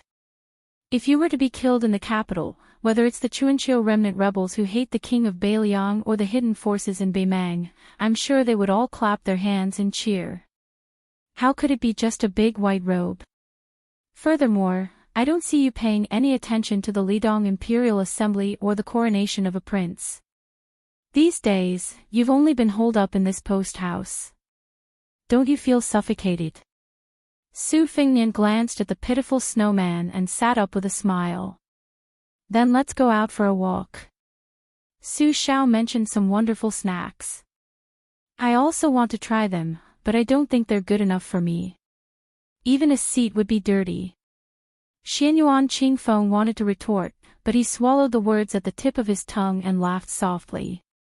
You and I aren't the same kind of people. Su Fingnian nodded and said, that's right. You should follow the restaurants and inns on the streets outside Ma Wei. The scholars of the capital are the same kind of people. Xianyuan Qingfeng couldn't be bothered to pay attention to him, but he remembered something. 2 days ago, this guy had suddenly become interested and wanted to go out to buy a rare type of yellow wine. It was still snowing heavily, and the courtyards and pavilions on both sides of the street had long been occupied by people from all walks of life in the capital. Xianyuan Qingfeng and Su Fingnian went out together. Other than Lu Wenbao, who continued to tremble under the dragon claw locust tree, there was a pair of old and young beggars further away from Ma Wei. When Xianyuan Qingfeng saw Su Fingnian walking towards them, he originally thought that Su Fingnian was putting on an act of tipping them. He didn't expect that Su Fingnian would only kick the old beggar, as if disdaining the old beggar for blocking his way. Xianyuan Qingfeng didn't think too much about it at the time, but after the two of them walked for a while, they saw many people running out of the buildings. Not only did they leave large amounts of silver behind, they also sent fox fur coats and food. The previously empty bowl was immediately filled with shining silver, and there were even a few banknotes. Later on, when the two of them returned from buying wine, they heard from Ma Wei Inn's Tong Ziliang that the grandfather and grandson, who had been begging on this street for many years, had already been taken to a luxurious mansion with vermilion gates and high walls by a wealthy gentleman. He rewarded the old beggar with a carefree job, and that wealthy gentleman won the praise of nearly half of the capital on that day. Xianyuan Qingfeng couldn't help but laugh when he heard this. He then looked at Su Fingnian, who had only lightly kicked him back then, and somewhat understood. Xianyuan Qingfeng walked on the road that had been swept clean of snow. Beggars from other places were squatting on both sides of the street. Most of them were young men who had nothing better to do. They could only stare at the heir of Beiliang, hating themselves for not daring to block his path and being kicked or slapped in the face. Xianyuan Qingfeng remembered when he watched his father brew wine when he was young. His father had once said, "The lantern of the whole family is bright and the moon of the poor family is bright." I have always been considered to be extremely insightful. The lantern of the whole family is bright, but the moon of the poor family is bright for 1,000 years. Only then can I see the true state of the world. Su Fingnian heard Xianyuan Qingfeng mumbling to himself. He asked, "What are you mumbling about?" Xianyuan Qingfeng said indifferently, "I pity you." Su Fingnian laughed softly. "Do I need you to pity me?" At the corner of the street that led to Shima Wei, in the opposite direction of Su Fingnian and Xianyuan Qingfeng's group, there was a carriage parked there. The curtain was lifted, revealing a woman's appearance that could be described as peerless. The weight of these 4 words was clearly more important than the so-called beauty that could cause the downfall of a country. In terms of rouge, she did not lose to Nangong. Other than this beauty, there was also a mother and daughter who were far less beautiful than her. The daughter had freckles on the tip of her nose and did not hide her hostility towards her. The mother had a calm demeanor and was a model of motherhood. The average-looking woman said softly, "So you really have a head of white hair." There was a heavy snowfall in the capital region, which signaled a bountiful year. The faces of the people who entered and exited the city were filled with joy. Even the guards at the city gate, who had always been cautious and prudent as the first principle of official cultivation, had a joyous expression on their faces. Great Peace City accepted hundreds of rivers, and the guards at the city gate had seen many strange people. However, today, a man and a woman still made the guards take a few more glances at them. The girl's appearance was not that beautiful. The beauties in the capital were confusing, and she was at most an average person, which made it hard for people to remember her. However, the young monk beside the girl was not ordinary. His kasaya was dyed red and green, which was not commonly seen in the capital. One had to have great merit to be able to wear it. The little monk's lips were red and his teeth were white, which attracted a lot of attention along the way. Now that the imperial court was destroying Buddhism, monks were no different from street rats. However, the little monk's demeanor was calm. He approached the city gate and handed over 2 different residence certificates to the guards. The girl behind him tiptoed around and pinched a soft snowball that was not very sturdy. She jumped up and smashed it on his head. Many of the snowballs splashed into the collar of the kasaya. It was so cold that the little monk shivered and turned his head with a bitter expression. The girl made a face. After the guards took the residence certificate, they looked at the little monk and did not dare to act rashly. They quickly reported it to the guards at the city gate. After verifying that there were no mistakes, they sent the gift into the city. Oh my, this little monk was a proper preaching monk at the 2 Zen temples. He was also so young. Who knew if he would become Buddha in the future? Burning incense and praying to Bodhisattva was a matter of sincerity. The guards were all respectful and carefully escorted him. They all wanted to get more Buddha's aura so that they could bring it back to protect their families. Destroying Buddhism was the business of the imperial court officials. They were small fish and shrimp, and could not afford to offend the Bodhisattva. The little monk saw that the girl was going to pinch snowballs on the side of the road again and asked with a bitter expression, "You little thing, you've been smashing me since it started snowing. The snow has already stopped. Haven't you smashed enough? If it's enough, of course I won't smash you. Do you need to ask? Tell me, aren't you stupid? Stupid north and south." The little monk hugged his head and let her smash it. Don't block it. After saying that, she went to pinch snowballs again. This time, she pinched 2 snowballs in one breath. Stupid north and south gathered his courage and said, "I only have this one kasaya. If you dirty it and wash it, I won't be able to wear it for a few days. If you delay my preaching in the palace, I'll be really angry. I'll make you angry. I'll make you angry." With 2 smacking sounds, stupid north and south's bald head, who did not dare to block it with his hands, was hit by 2 more snowballs. Stupid north and south rubbed his bald head. When he saw her puffed up cheeks, he thought carefully and said, "I'm not angry." The girl looked at him seriously. It seemed that he was really not angry. This made her a little depressed. She ran to pinch snowballs again. She jumped up with a smile and smacked it again. Stupid north and south saw that she smiled for the first time since the old abbot passed away. She should really not be angry. Li Dong wiped his hands with his sleeves. These days, he had been playing crazily all the way here. He had been dealing with snow, so his hands were frozen red and swollen. He looked at the seemingly endless imperial road and sighed. "How do you think we can find Su Fingyan? I heard from father that there are millions of people in the capital." Stupid north and south smiled brightly and said, "When we enter the palace, I'll help you ask." "Can you do it?" "Yes." "If you can't find him, do you believe that I'll let you start rolling a snowball from the gate behind us all the way to the gate on the other side?" "I can agree, but I don't know martial arts. I can't roll such a big snowball." "You're so stupid. Can you be the abbot of our temple?" "Sigh, I'm also worried." Look, it's the rouge shop. I'm worried." Stupid north and south. Turn your head and say, "What are you worried about?" "I'll make you worry. Stand still and don't move. I'll smack you to death." Li Dong, look, the rouge shop is closing." "Ah, hurry. Chapter 741. Su Fengnian's group walked quietly in the small alley. Icicles hung from the eaves of the houses. Wu broke two of them and held them in his hand, jumping up and down to play with them. They passed by a small courtyard with two entrances. Coincidentally, the door was not closed.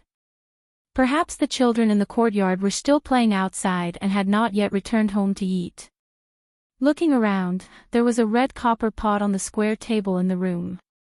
The charcoal fire burned brightly and smoke curled up. Because it was a small family in a small courtyard, there were not many variations to the mutton pot. It was enough to get rid of the wind and cold. It could not compare to the variety of dishes that could be used in large houses. Wu listened to the sound of the charcoal crackling and the water boiling. He sniffled. It was so fragrant. There were too many families in Great Peace City that had fallen from grace. These people had left and never returned, but they were still picky. This caused the capital to have too many rules. They did not eat from time to time and did not overstep the rules. They were very particular about what they ate. Su Fengnian smiled and said, "I know a good place to eat mutton in Dragon Whisker Ditch. Let's go try it." Xianyuan Qingfeng frowned and said, "I don't eat mutton. It smells disgusting." Su Fengnian shook his head and said with a smile, "That's because you haven't eaten good mutton. The good mutton in Great Peace City is all black-headed white sheep from the mountains. The meat used is from the back of the sheep's neck. A sheep can't produce more than a few tails of this meat. It's not fishy, not smelly, and not greasy. Even if you have the money, you can't buy it in Mount Hui. Even worse is the meat from the tip of the sheep's buttocks. The next few mutton dishes are called big and small cucumber strips. They can't be eaten by particular people. The restaurant we went to only serves the first two dishes. It's said that the chef can cut a catty of meat into 81 slices, so the restaurant is called Jojo Restaurant. Everything is authentic, but it's a bit expensive. There might not be a seat for us at the restaurant." The group walked to the side of the bridge that suppressed the water veins in the capital. They walked along the river and asked for directions from a few elderly citizens of the capital. The restaurant wasn't hidden deep, and the street outside the door was spacious. There were many luxurious carriages parked there. Just by looking at this, it didn't look like a restaurant that served mutton hot pot, but more like a brothel where people threw money away. Su Fengnian raised his head and looked. The 3 words on the signboard of Jojo Restaurant were written by this old man Song himself. The restaurant wasn't big and only had 1 floor. It probably only had a dozen seats. Su Fengnian hesitated whether or not to go in. Xianyuan Qingfeng, who was disgusted with mutton, actually walked in. Su Fengnian thought to himself, "What a wicked woman who wants the world to be in chaos. Does she want me to compete with the local officials and dignitaries in the capital so badly?" The 4 of them entered the Jojo embassy. Bluebird and Wu both looked like proper people, but Su Fengnian and Xianyuan Qingfeng were very eye-catching. This was especially true for the purple-clothed Mount Huishan mountain chieftain. Even Su Xiao said that she did indeed have a bit of the charm of a genuine imperial concubine in the palace. The moment she entered, although she merely looked around, everyone could clearly sense her arrogance. Xianyuan Qingfeng set his sights on an empty table in the corner. Ignoring the ivory bone fan on the table, he walked over and sat down. With a wave of his sleeve, he swept that elegant fan, which was worth quite a lot of gold and silver, to the ground. Wu wanted to let Bluebird sit with the young master on the bench, so he wanted to sit next to Xianyuan Qingfeng. However, after being coldly glanced at from the corner of his eyes, he could only obediently sit across from Xianyuan Qingfeng. Back then, when he and Bluebird encircled and suppressed Han Diaoxi together, this fearless young death warrior had suffered quite a lot. Su Fengnian originally wanted to squeeze with Wu and Bluebird on the same bench, but Bluebird purposely didn't leave a seat for him with a smirk. Su Fengnian could only brace himself and let Xianyuan Qingfeng sit closer to the wall. With her bad temper that was spoiled by Xianyuan Jingqing, she could only show some restraint and reverence towards Su Xiao. Towards Su Fengnian, she had never treated him nicely. His words went in one ear and out the other, so she remained seated in the middle of the bench, not moving an inch. Su Fengnian sat down sideways. The small restaurant was full of hidden dragons and crouching tigers, and there were no ordinary people coming in and out. There was an old man in his 60s who had the air of an official, as if his master had brought some hard-pressed students to improve the food. There were also young men who practically had the words imperial relatives written on a piece of paper and pasted on their foreheads. The women around them were of various sizes, and their accessories were all very presentable. If any of the accessories on the beauties were pawned, a small family wouldn't have to worry about having a good meal for a few years. There were also some strong men with a strong aura of Jianghu who called out to their friends. Xianyuan Qingfeng was being unreasonable, so Su Fengnian had no choice but to mend the pen for her. Before the waiter of the Jiujiu restaurant got angry, he picked up the ivory fan and found that there was a hollow ivory ball with balls hidden inside the ball. Su Fengnian shook it lightly and squinted his eyes to look at it. There were actually as many as 19 balls inside the ball. This kind of thought and craftsmanship could be said to be top-notch. Even though Su Fengnian was experienced and knowledgeable, he couldn't help but take a closer look. The waiter in the restaurant was a young lad who was full of youthful vigor. In addition, the Jiujiu restaurant had seen many big shots in the capital, so it was inevitable that he had high standards. Although the man and woman in front of him didn't seem like common people, he couldn't lose his prestige in his own territory. Therefore, there was a bit of anger in his words.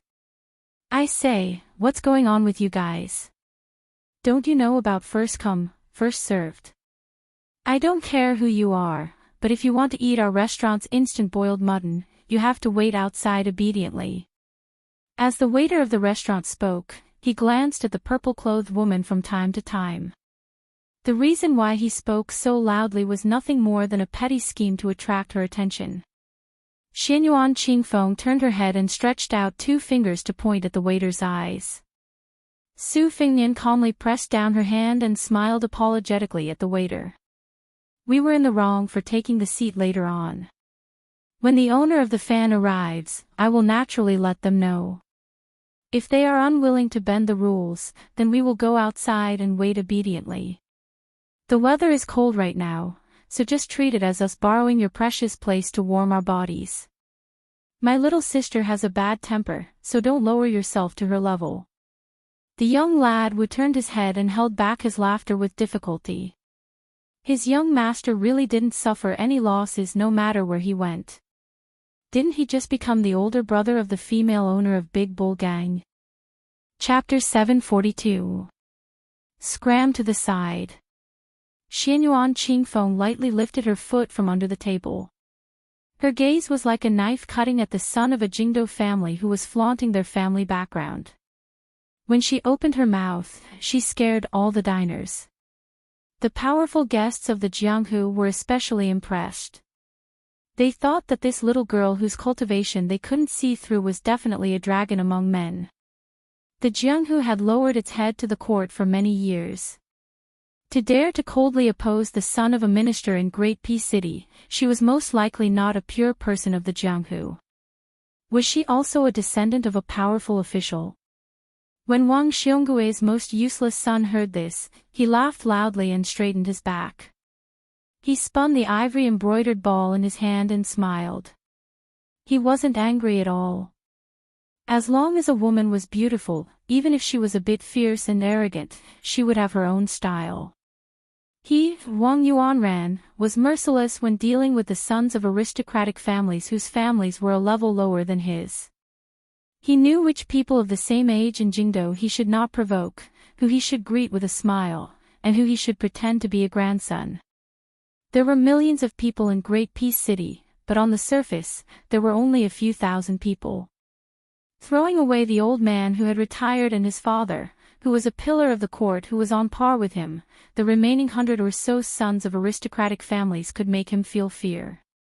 Most of them were very familiar with him and he really didn't recognize the young man and woman in front of him. He smiled confidently and calmly. He glanced at the purple-clothed woman's chest.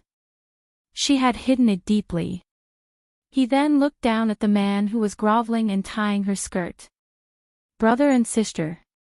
Are you trying to fool me? Wang Yuanran sneered in his heart. Do you think that just because you're old, you're the Bailiang heir who doesn't kneel when he goes to court with a sword? Su Fengnian smiled and said, all right, the deal is done. The eyes in exchange for the embroidered ball, no matter how you look at it, Minister Wang's son, you've profited. If you don't leave now, I can't guarantee that you won't walk out horizontally.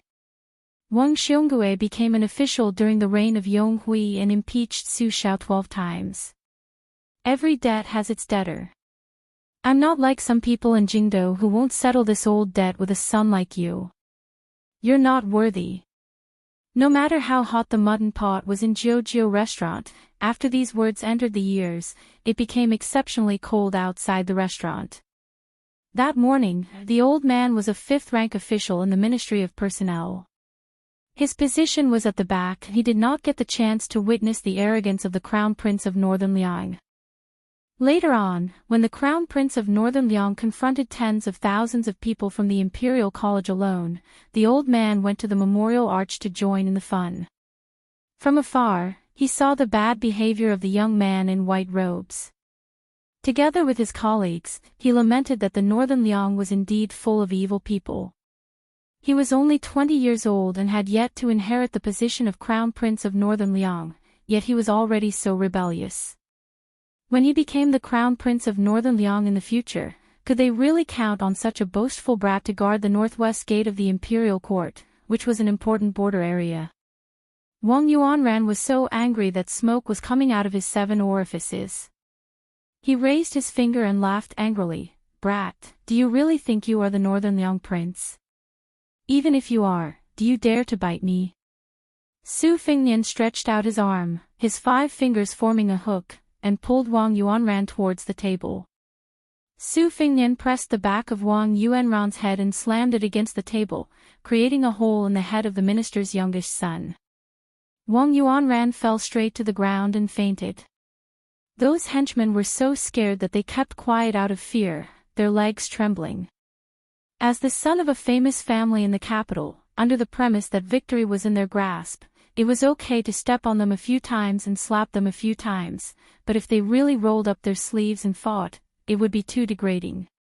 What they did was honorable, but after the other people knelt down and begged for mercy, they spat their saliva into bowls and plates for them to drink. There were also ruthless people who peed on others, but they were all the descendants of their fathers. This brother in front of them couldn't be the Bailiang barbarian, could he? Su Fengnian curled his lips at the young man. Throw them all out. The young man of sacrifice suddenly stood up, grabbed one of them like a chicken and threw him out of the door. But before the first wave subsided, another wave arose. He was thrown back into the restaurant by Wang Yuanran's henchmen. He bumped into his friends and fell to the ground. He was probably so scared that he forgot to cry for his father and mother. Su Fengnian turned his head and narrowed his eyes. One of the real masters of the capital had arrived. The Zhao family already had the world, so naturally, they also had the capital. Among the 5 or 6 people who stepped into the restaurant, 2 of them had the surname Zhao. Princess Sui Zhu, Zhao Fengya, a tall and strong man, stepped into the Jiujiu restaurant before her. He was the first prince, Zhao Wu, who had been regarded as the next emperor of the Zhao family for many years. Zhao Fengya was gloating, while Zhao Wu's face was gloomy. Among the 3 people behind him, one of them was a woman who was far more beautiful than 90 Wen. There were also 2 retainers from the inner palace. They walked steadily and wore golden sabers with yellow silk around their waists. A certain doctor from the Ministry of Personnel, who had already been blinded once, was shocked. This time, he didn't dare to be blinded. He was about to kneel to welcome the prince and princess when Zhao Wu, who was known for his heroic spirit and the spirit of the late emperor, frowned and waved his hand to stop the old man from making a big fuss. The doctor from the Ministry of Personnel hurriedly left the restaurant with his favorite student. Jianghu people didn't dare to stay in a place of trouble for long. They put down the silver and ran away without caring about the change. Wang Yuanran fainted, and the henchman suffered a great deal. The ugly man looked in the mirror and scared himself. He didn't dare to make a sound and just knelt there to beg for forgiveness. Zhao Wu picked a stool and sat down. He didn't look at Su Fingyan and sneered, "Wild dogs have no manners. They pee everywhere and don't look at where they are." Chapter 743. Su Fingyan turned around and gestured to the waiter to place the dishes on the table. Then he laughed softly and said, "The dog is at the door, but it barks eagerly. It barks a few times when it sees people. Isn't it afraid of being knocked down by a brick? It's winter in the capital, and it's really nice to eat a meal of local dog meat." Princess Sui Zhu lowered her head. She looked like a lady from a noble family and was unparalleled in elegance, but in reality, her face was full of smiles. She covered her stomach with one hand. Her stomach was hurting from laughing so hard. The woman who had been described in the New Rouge reviews as having a beauty that made all the women in the world avoid, quietly frowned when she heard the two men's vulgar and mean words. The two retainers with golden swords were naturally comparable to ordinary servants from noble families. They held their breath and stood with their hands on their swords. They just quietly guarded the door of the restaurant and turned a deaf ear to the quarrel in the small restaurant. The great Prince Xiao Yi said calmly, "You're only worthy of being bidden by a watchdog like Wang Yuanran. How promising." The waiter of the Jiu restaurant didn't dare to show his face. The owner of the restaurant was a middle-aged woman. It was unknown which family raised a canary, but she wasn't afraid in the face of such a storm. She walked out with a charming smile and placed the copper pot on the table with both hands. Then she deftly brought 3 plates of fresh and tender mutton slices with marbled patterns, sesame seed cakes, pickled cabbage, white skin sugar, garlic, and other exquisite snacks. In addition, there were 7 or 8 bowls and plates with smoked vinegar from Qingshu, dried soy sauce, freshly fried chili, chives, flowers, and so on. Red, green, yellow, blue, and white, plate after plate, bowl after bowl, refreshing and refreshing. Just looking at it made one's appetite soar. She told Zhao Yi's table to wait for a moment, and then she went to the curtained door and stood at the door, swaying gracefully. She made it clear that she wasn't going to miss the fierce battle between the local dragon and the river python. Not to mention small fish and shrimp, even large fish that weighed a few hundred catties would have to obediently be steamed and braised in the pot if they thought they could overturn the river and sea. Chen Yu said, "You guys go out first." Those helpers felt as if they had been pardoned and were moved to tears, but they still didn't dare to move. They were afraid that this fairy would go back on her word and add to their crimes. If that happened, their parents would peel their skin and pull out their tendons when they returned home. Prince Xiao Wu waved his hand with a straight face. The helpers ran away quickly and left Wang Yuanran on the cold ground without looking back. The words, sharing weal and woe together, were not something that could be exchanged with a few words or a bowl of chicken blood. Zhao Yi's words were earth-shattering. "I heard that you personally intercepted and killed Zhao Kai at the Iron Gate Pass. Although I don't like this brother of unknown origin, his surname is Zhao after all." Hearing this, the lady boss, who was even more charming than a young woman, sighed and went back into the room, pulling down the curtain. This was no longer a secret that she could hear. Even if her backer was very big, so big that it was beyond the imagination of rich children like Wang Yuanran, who in the world didn't live under the Zhao family's roof. If you didn't see the big picture, you wouldn't be able to survive in the capital. However, this was the first time that she had seen the first prince, who had been secretly sent to the border to gain experience since childhood. In the past, she had often heard that every time he broke through the enemy lines, he would always take the lead. If it weren't for his status as a prince, he would have accumulated enough military merits to be a commander of 3,000 soldiers. His speech and behavior were heroic and heroic.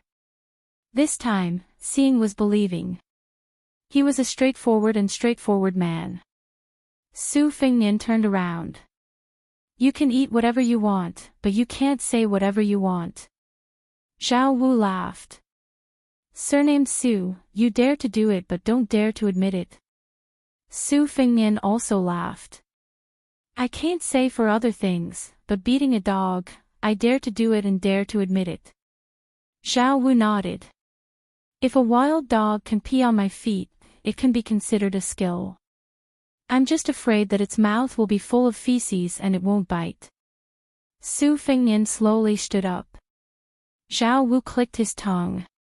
Just you. Don't you want to call others to do it for you?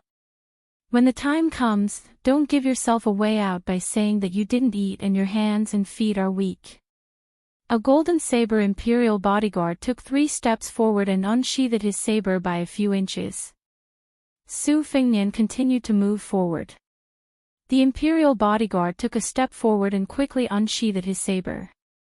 The saber flashed. But in the blink of an eye, Su Fengnian was standing in front of him. With one hand on the hilt, he put the saber back into the scabbard. The imperial bodyguard, whose strength was close to second rank, had a cold look in his eyes. He raised his knee and knocked. Su Fengnian's left hand let go of the saber's hilt and gently pushed. The imperial bodyguard's knee missed. In his shock, Su Fengnian smashed out with a spinning kick. The imperial bodyguard couldn't care less about the fact that he couldn't take advantage of Su Fengnian and hastily pulled out his saber. His body fell backward and he slapped the ground with one hand. Just as he was about to stand up, Su Fengnian took advantage of the situation and slammed his palm on the top of his head. The imperial bodyguard was directly smashed into the ground. He spat out blood and struggled to stand up. Without the false mysterious finger's internal energy and the false celestial phenomenon, Su Fengnian had already witnessed the magnificence of the long scroll. Even if it was just a pitifully rare treasure, it was still far from what an imperial bodyguard who wasn't even second rank could challenge. Another golden saber imperial bodyguard leaped over his colleague's body and raised his saber to chop down on his head. During the fierce battle with the blind zither player in the rainy alley, there was once the 18 strokes of the Wuxia. Su Fengnian leaned sideways and slapped the saber 6 times in a row. The saber's momentum was completely gone. He waved his sleeve and threw the imperial bodyguard to the wall. Then, he rode his sword and nailed Huang Tong and Qing Mei to the wall. The remaining 10 swords pierced through in an instant. After the imperial bodyguard fell on the table, there were 12 shocking pools of blood on the wall. Su Fengnian turned around and grabbed the first Prince Zhao Wu's neck. He lowered his head and laughed sinisterly. Zhao Wu, other than your surname, what do you have to compete with me? Su Fengnian pushed back and knocked Xin Yu to the ground. This crown prince of Beiliang actually pinned the first prince of Liang to the wall and made him unable to breathe. Su Fengnian asked word by word, so what if your surname is Zhao? Chapter 744. Su Fengnian. A woman at the door called out softly. Her appearance was average, but she was imposing without being angry. Beside her stood a young man who looked somewhat similar to the first Prince Zhao Wu. However, compared to Zhao Wu's boorish aura, this young man had a more reserved and refined aura. At first glance, one could tell that he was an expert in jade cultivation. After being humiliated, the boorish man Zhao Wu, who should have been angry out of humiliation, gave a fleeting smile. Only Su Fengnian was sharp enough to notice it. Perhaps even the woman, who was focused on the crown prince of Beiliang, did not notice it. Su Fengnian had wanted to fish out Han Diaoxi, who was hiding his head and tail, but he did not expect that it was Empress Xiao Ji and the 4th Prince Xiao Zhuan who surfaced. He smiled and slowly let go of Zhao Wu's neck. He turned around and bowed slightly. His tone was respectful, but his address was extremely disrespectful. Nephew greets Aunt Zhao. Zhao Zi's expression was complicated. The guilt that she had suppressed deep in her heart floated to the surface. She said coldly, "This is the first time you have addressed me like this, and it will also be the last time. Take care of yourself." The previous generation of the Su family and the Zhao family had already cut off all ties. Zhao Zi, who originally still had a trace of sympathy for the Su family, had completely extinguished the flickering incense. She suddenly turned around and saw the gloomy white-haired man smiling like a spring breeze. This made Zhao Zi's heart fill with an unknown haze. She was not afraid that this young man would become the second Su Xiao. Su Xiao's rise to power was due to the spring and autumn period and the 6 kingdoms under his horse's hooves. It would be as difficult as ascending to the heavens for his descendants to rely on military exploits. Zhao Zi was not afraid that he would follow the woman's upright character. She was only afraid that he would not care about anything and would bite people like a crazy wild dog. Zhao Zhuan helped 2 golden-sabred imperial bodyguards up. The 4th Prince Zhao Zhuan walked forward and helped one of them who was less injured. The imperial bodyguard was immediately filled with gratitude. The 2 princes, who shared the same father and mother, quietly looked at each other and smiled. Zhao Wu even turned his head and grinned. He made a bloody gesture of cutting his neck with a knife at the crown prince of Beiliang. Zhao Zhuan gently pressed down Zhao Wu's hand and smiled apologetically at Su Fengyan. Princess Sui Zhu and Zhao Fengya lowered their heads. Her expression could not be seen clearly. Chen Yu, who had fallen, was still calm and collected. She was also very calm. The 3 women sat in the carriage. The 1st Prince Xiao Wu and the 4th Prince Xiao Zhuan rode their horses to escort them. Such a caravan was truly shocking. Princess Sui Zhu's eyes were full of smiles, but she scolded, "What a boorish man." Zhao Zi shook her head and said, "The ladder was put up by your 4th brother. Su Fengyan is also smart." As a result, both families walked down the ladder. Zhao Fengya was confused and said, "I don't understand." Zhao Zi lifted the curtain and glared at her son, Zhao Zhuan, who thought he was smart. The latter smiled mischievously and made a face. Zhao Zi said calmly, "Su Fengyan used this opportunity to tell our Zhao family that the Su family will only guard the country for the people of Liang in the future. It has nothing to do with the Zhao family." Zhao Fengya said angrily, "He's too bold." Zhao Fengya was still angry. She snorted and then laughed to herself, almost crying. "Mother, if only I had Li Chuangong's ability. I would learn from the old god of swords and go to Beiliang and shout, 'Money, come, horse, come,' and knife, a few times. Whoosh, whoosh, whoosh, whoosh, Su Fengyan's family wealth is all gone. Or I could learn from the white-robed monk and hang a yellow river over his head and drown him with a splash." Zhao Zi touched her daughter's head lovingly. "Childish. You're still young."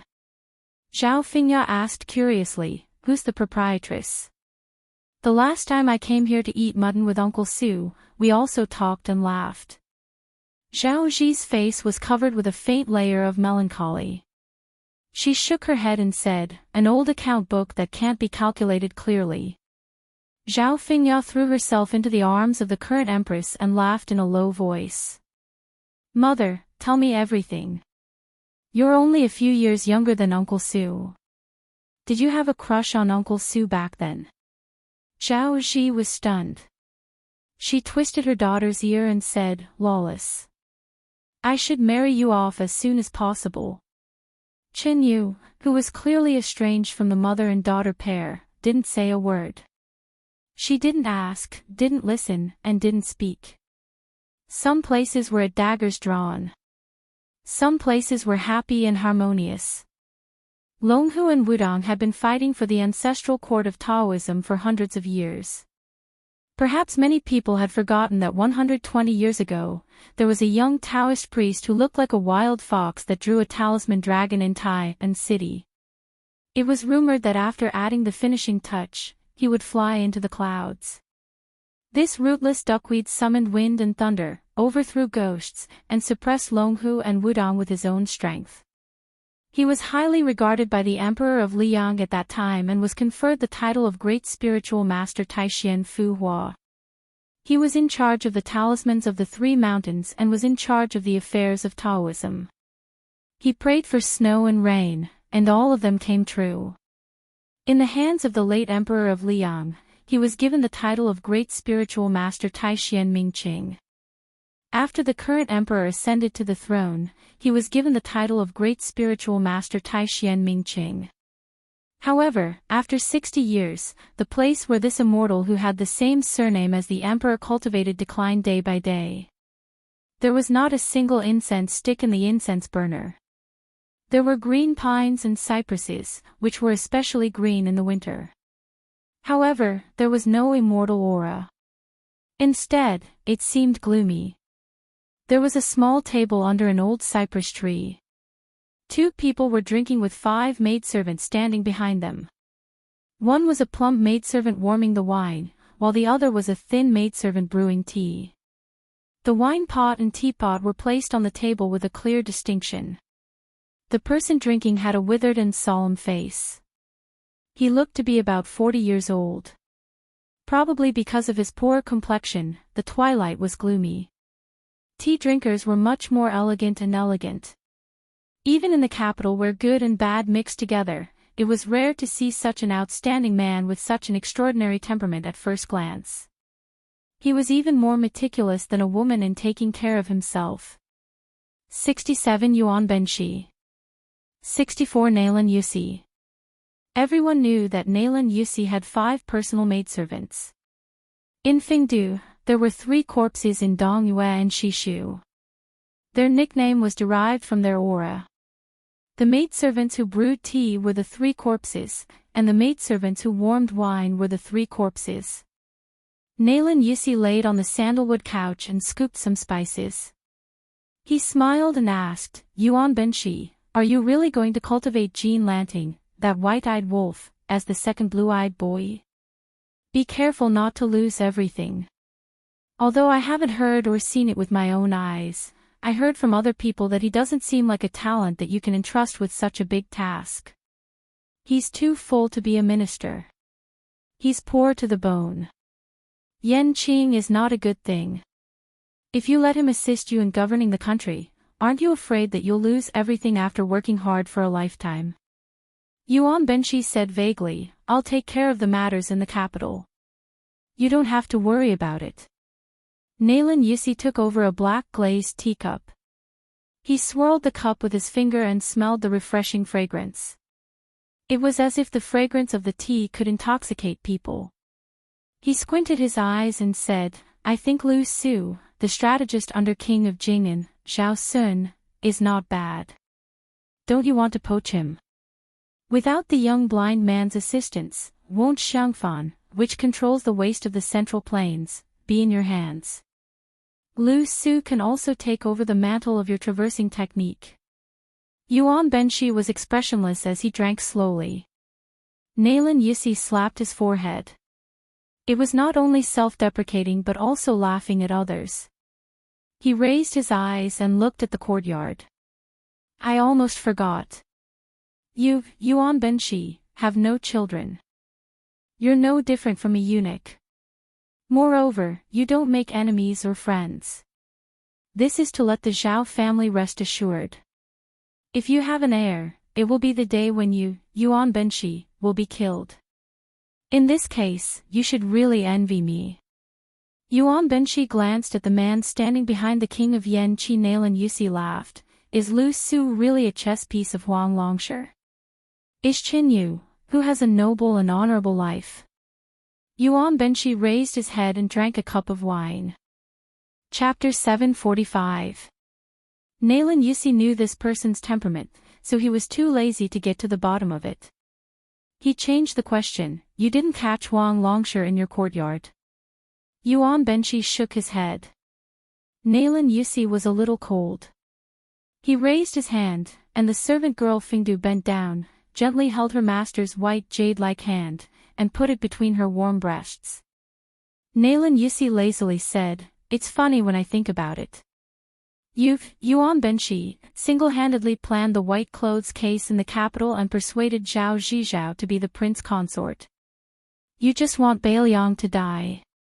Now, Bailiang's heir finally came to the capital, but he can't be killed in the capital. He has to be protected like his own son. Even Han Diaoxi doesn't allow him to enter the capital to make trouble. He can only kill him 500 miles away from the capital. Yuan Benshi cut off half an inch of his tongue in the past, so he couldn't speak clearly. Su Fengnian defeated Qin Jibao, so I lost to Bailiang. Just take it as a toast to Li Shan. Nalan Yusi smiled sincerely. You are better than me in this aspect. You admit defeat. I don't have this kind of tolerance. Otherwise, I can still be friends with Xia. After he died, don't talk about toasting, I can't wait to dig his grave. I heard that he still has descendants who don't follow his surname. I dug 3 feet into the ground to look for them for many years, but there was no news. Thanks to the Rouge Review, I know that his name is Nangong Push. Yuan Benshi raised his arm and stopped drinking. He was in a trance and didn't pay attention to this. Nalan Yusi chuckled softly. According to the law of the feudal lord, he needs to observe filial piety for 3 years. I guess before Su Shao died, he will provoke the border and fight a war with Bei Mang, so that his eldest son can be crowned as the king smoothly.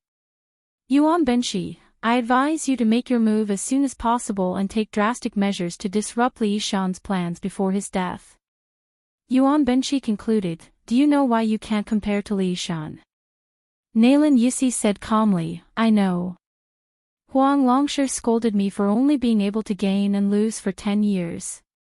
You are half mute, and I am half blind. Yuan Benshi laughed it off. Nalan Yusi frowned his willowy eyebrows that were like a gentlewoman's. That kid really went to Bei Mang alone and killed Su Huainan and the 5th raccoon, who was at the peak of his martial strength. Yuan Benshi nodded.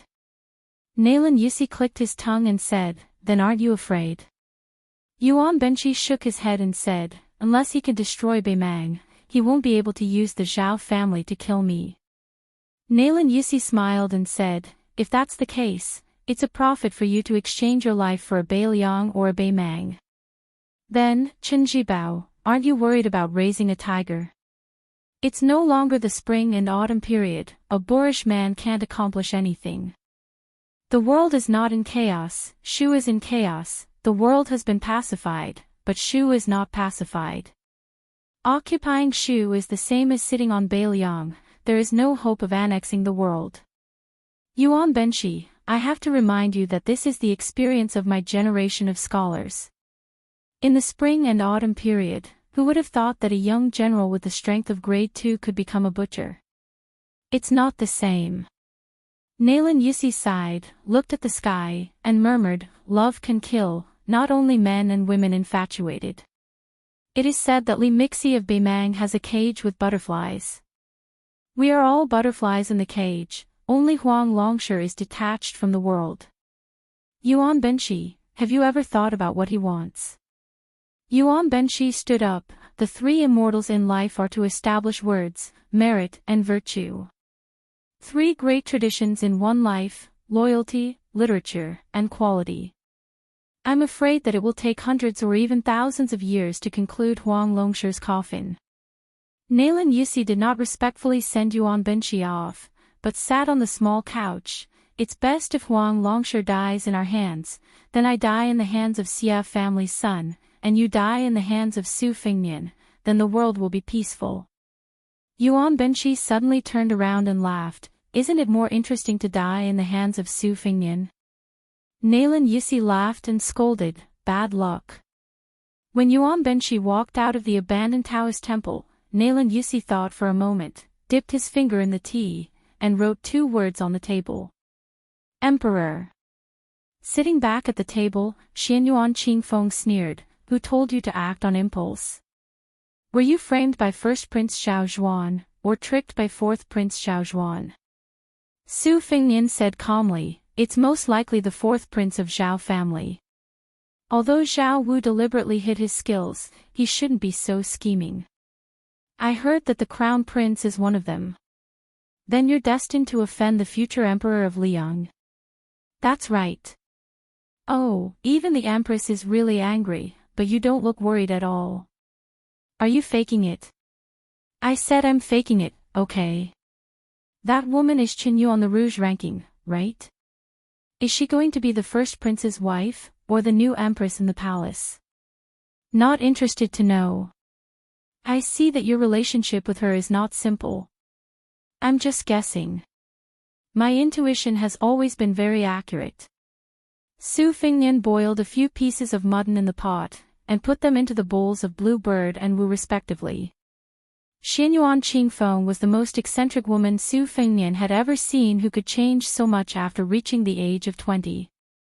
She had the spoiled air of a romantic woman, the evil air of a broken family, and the righteous air of a woman with a great family. 81, 85, 91.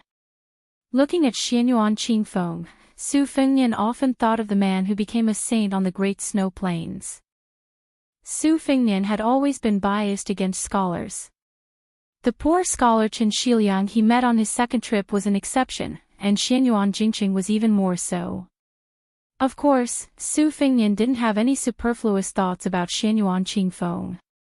It was just that he couldn't tell whether it was because of the honor and mutual benefit, or because they were both in the same predicament and had no way out.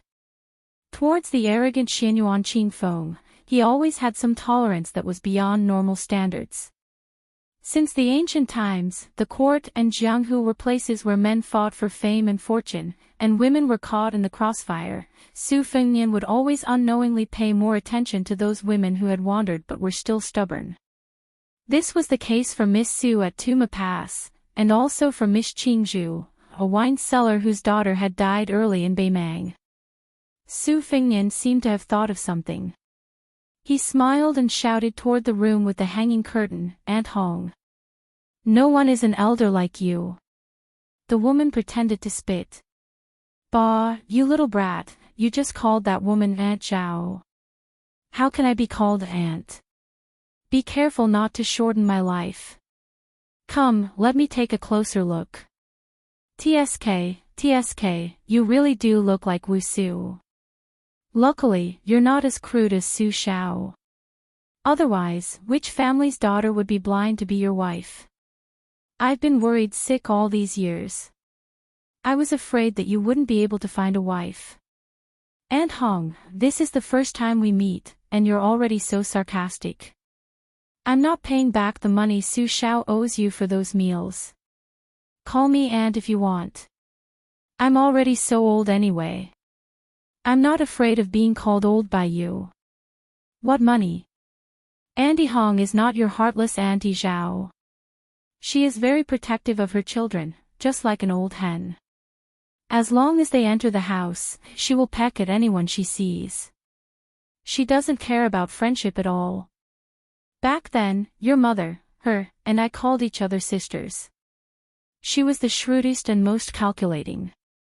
What a pity. The little sisterhood we had back then was squandered away by the righteousness of 2 generations of men like you. The woman and Su Fengnian squeezed onto a bench. Xianyuan Qingfeng silently leaned against the wall and saw from the corner of his eye that the woman didn't forget to pinch Su Fengnian's cheeks as she spoke. It could be said that she loved him so much that she couldn't part with him. However, he couldn't stop her. Such an interesting scene was truly hard to come by in 100 years. The woman rubbed Su Fengnian's white hair and gently said, I've wronged you all these years. Su Fengnian pursed his lips and shook his head. Chapter 746. This chapter is a bit short. It was the last Lidong before Li Yang changed the name of the year. A snowfall signaled a bumper year. This winter, the wheat would be covered with 3 layers of blankets. Next year, they would be able to sleep on steamed buns. There was no morning court today. The emperor led an even grander group of civil and military officials to the northern suburbs to worship. Since they were not burdened by the morning court, the officials were all refreshed. The commoners who ran over to get some of the aura of the officials had their eyes opened. Some of the commoners who were distant relatives of the high-ranking officials in the procession were bragging proudly about how close they were. The neighbors who knew them well laughed but did not say anything. Some of the commoners who were several streets away were shocked when they heard this. 60% of the commoners were there for the new Minister of War, Qin Jibao. The other 30% were curious about what kind of young man the heir of Beiliang was. The commoners were like this. Even if they had grown calluses from hearing His Royal Highness speak ill of him, they were still shocked when he did the magnificent feat of tearing apart 100 zhang of land. Even if the perfected ones in the Daoist temples in the capital said that it was not worth mentioning that he relied on an otherworldly item to do so, the commoners still thought too highly of the heir of Beiliang. If there were not 100,000 playboys in Tai and city who played with swords and sabers, there were at least 10,000 of them. Which one of them had this ability? It seemed that this white-haired young man from Beiliang was not someone to be bullied. While they were muttering, the commoners also had their own plans. In the future, if they followed the crowd and cursed Beiliang, should they show some mercy? If this fell into the ears of the heir of Prince Liang and his son, wouldn't they be in trouble? Qin Jibao was dressed in a red embroidered robe. Unfortunately, he did not mention the plum wine. The emperor had purposely arranged for him to walk alone in the procession. The women of the capital, no matter if they were from a noble family or from a humble family, were all captivated by him. Nearby, the king of Yanqi, Xiao Yi, the king of Guangling, Xiao Sui, the king of Jiaodong, Xiao Ying, the king of Huainan, and Zhao Sun, the king of Jing'an, were almost all taken away by Qin Jibao.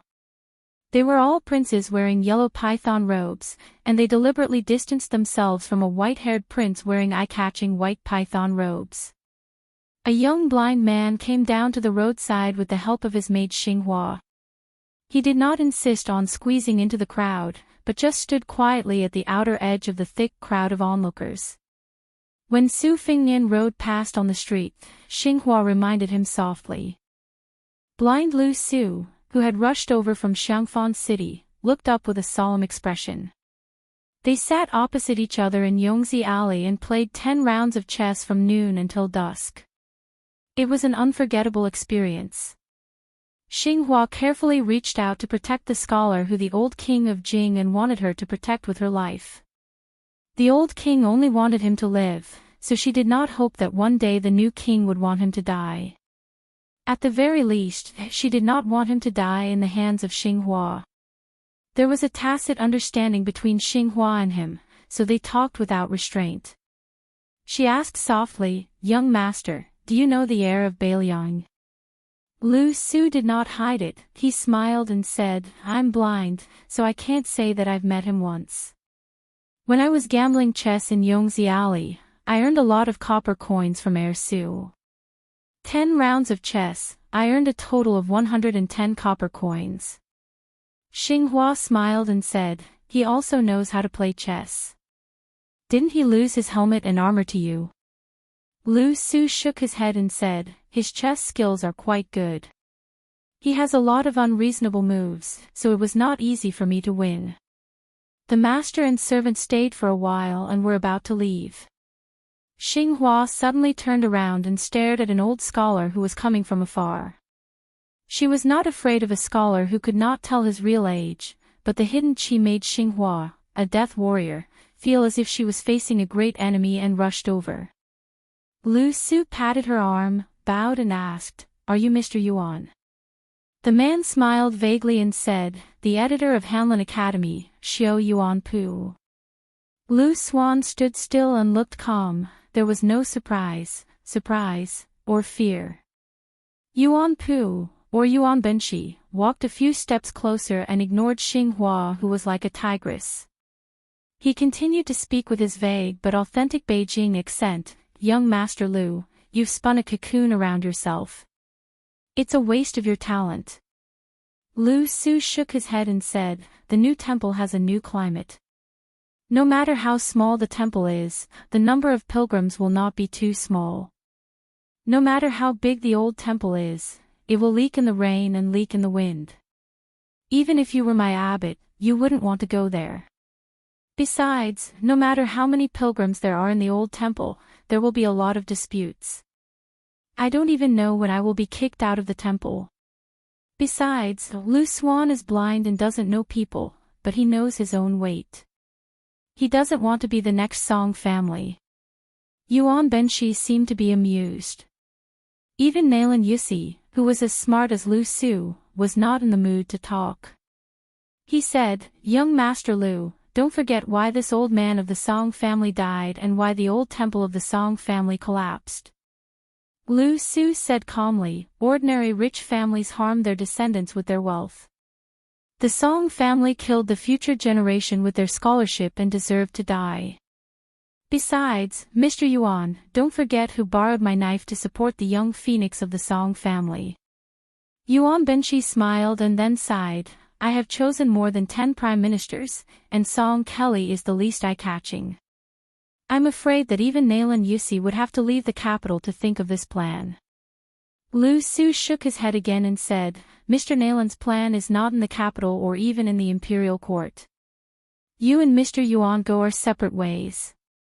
Naturally, you won't spend too much time thinking about these things. It's inevitable that you will miss something." Yuan Benshi was lost in thought. Yuan Benshi asked slowly, "You are indebted to the Prince of Beiliang for recommending you. What will you do?"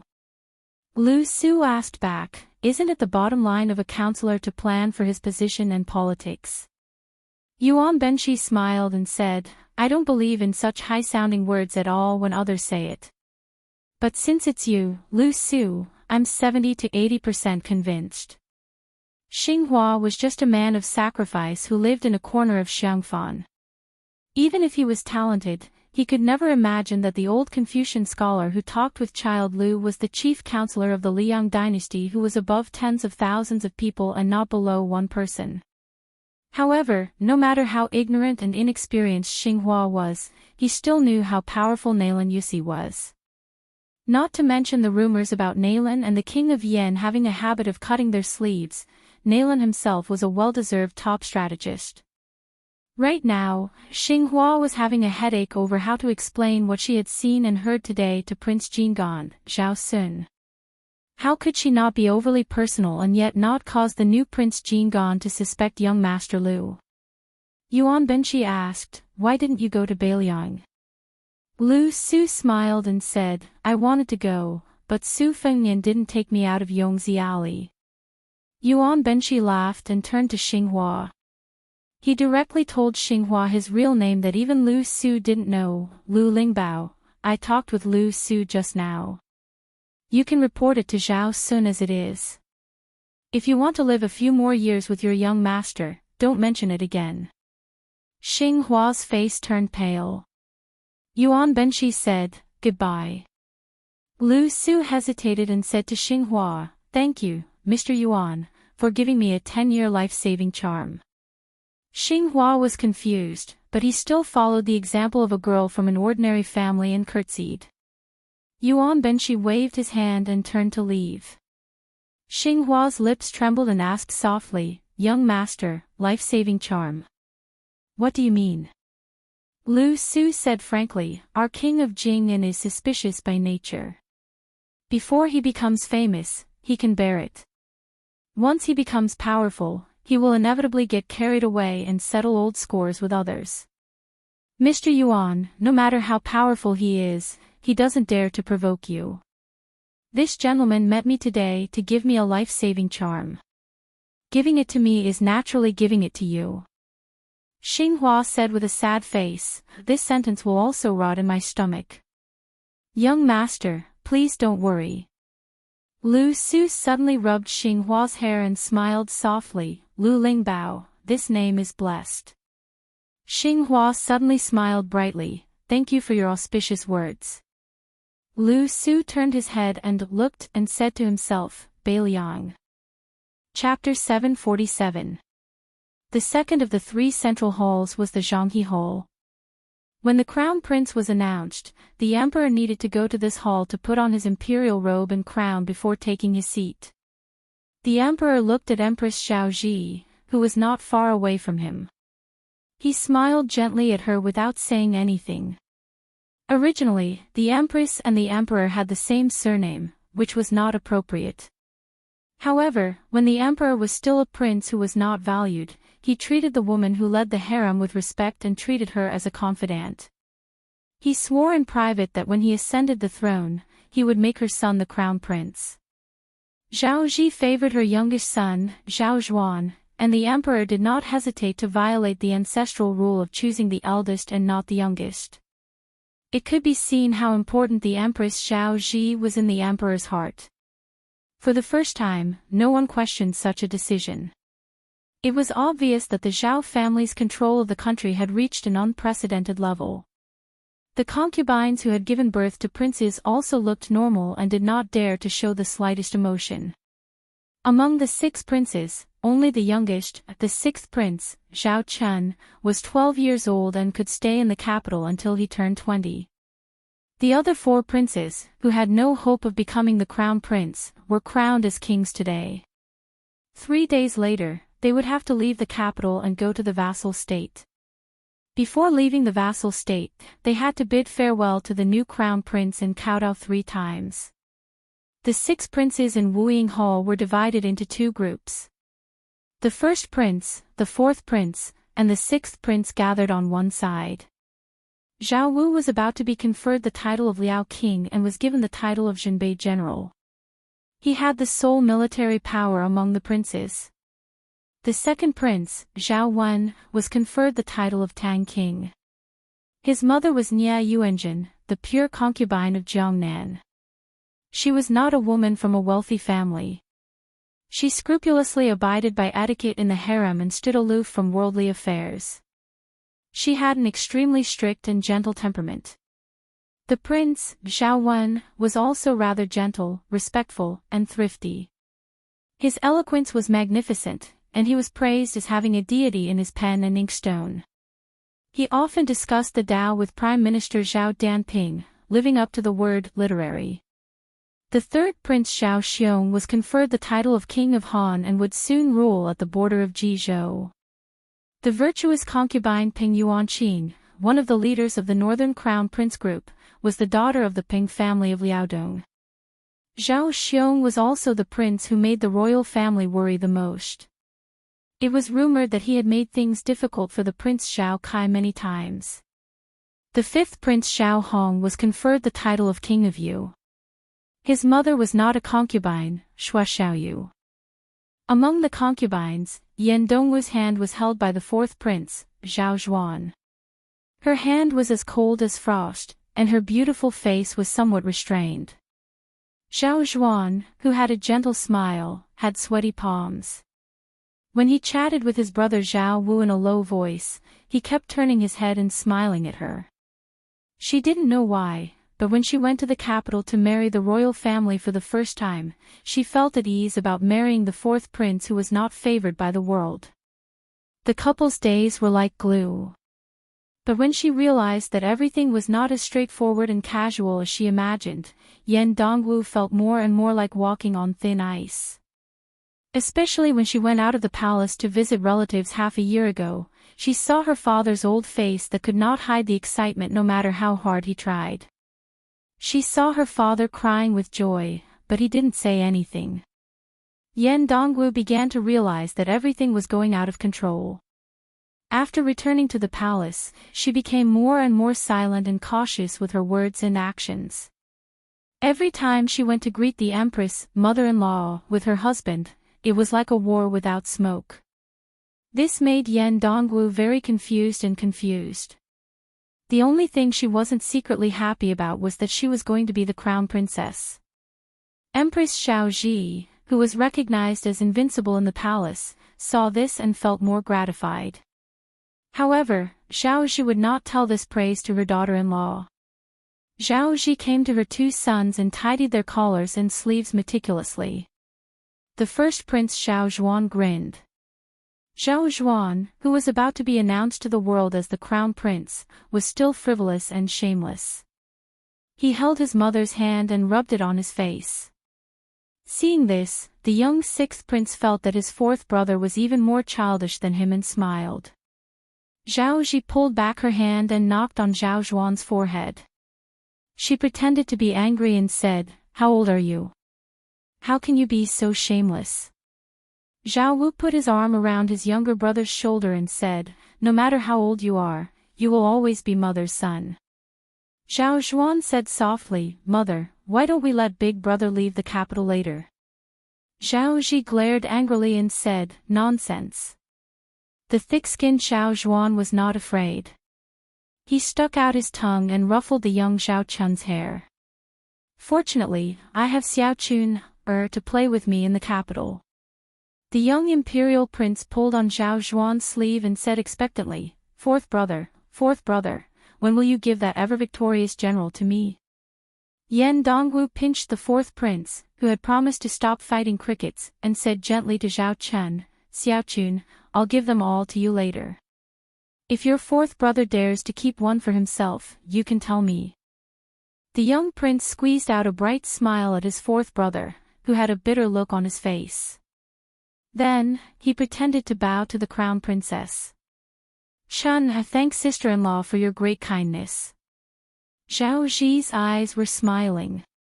For some reason, His Majesty the Emperor had already put on his yellow dragon robe and came to their side. When he saw the warm scene of everyone talking to each other from the bottom of their hearts, he was gratified. He faced Yan Dongwu, dignified but not lacking the benevolence of an elder.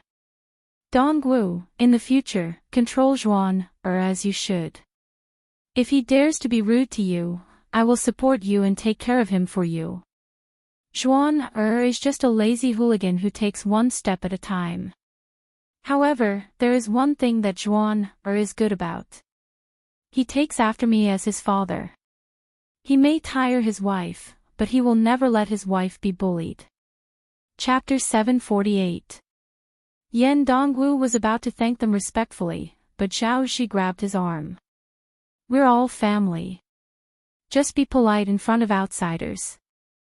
Zhao Zhuan felt wronged. "Father, mother, I finally found a good daughter-in-law who speaks for me. Don't teach her bad things. When the time comes, I'll nag at you every day." The Zhao family's son smiled but didn't say anything. Empress Zhao Ji raised her hand and pretended to hit him. "Don't take it for granted." The first prince Zhao Wu gloated. "Fourth brother, you're so miserable. I won't have a chance to drink with you in the future. Go find your sixth brother." The sixth prince Zhao Chun waved his hand in panic. No. I get drunk just by smelling the wine." The emperor laughed heartily and looked around.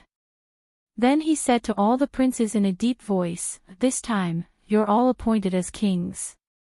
You're to be stationed in different places and assist the imperial family. You're not allowed to slack off at all."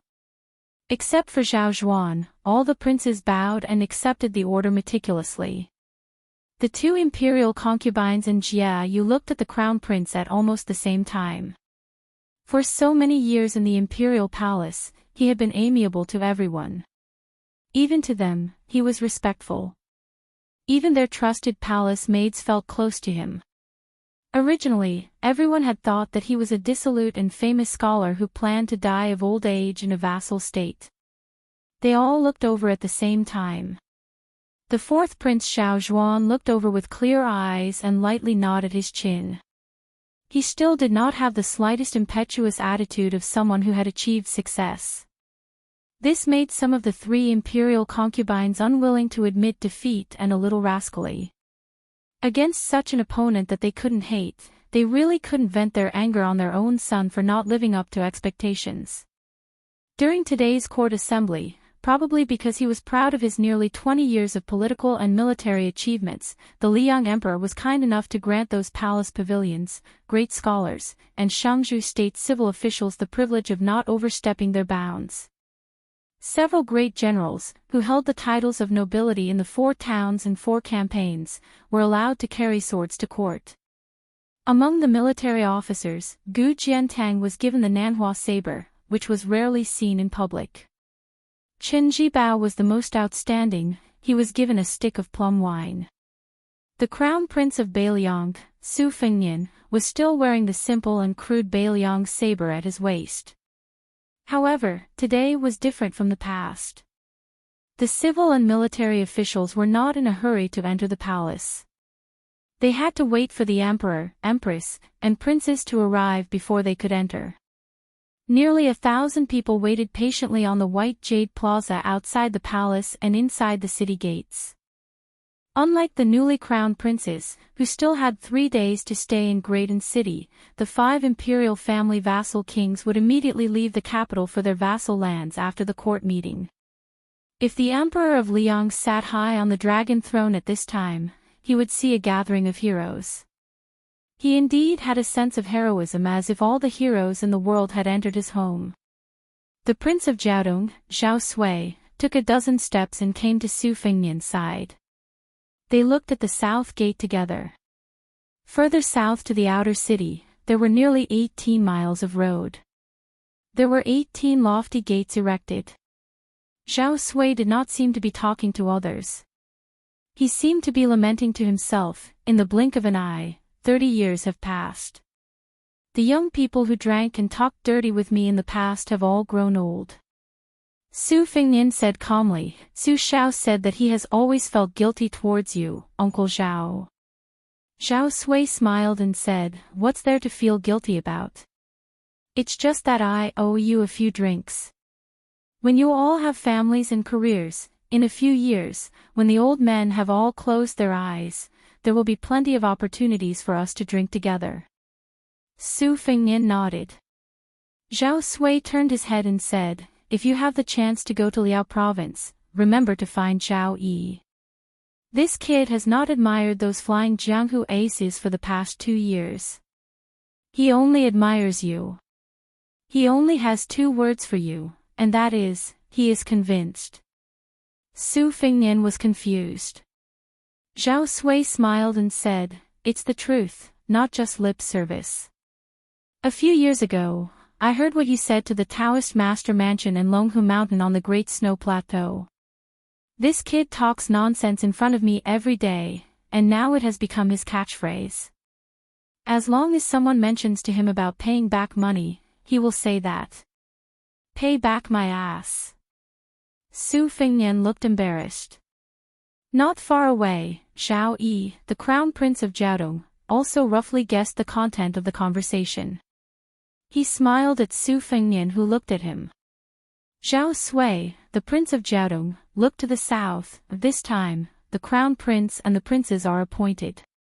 We must guard against Chao Chongqing of West Chu coming to the capital to start a fight. I just don't know if the second in the world in the martial emperor's city will guard one of the 18 city gates.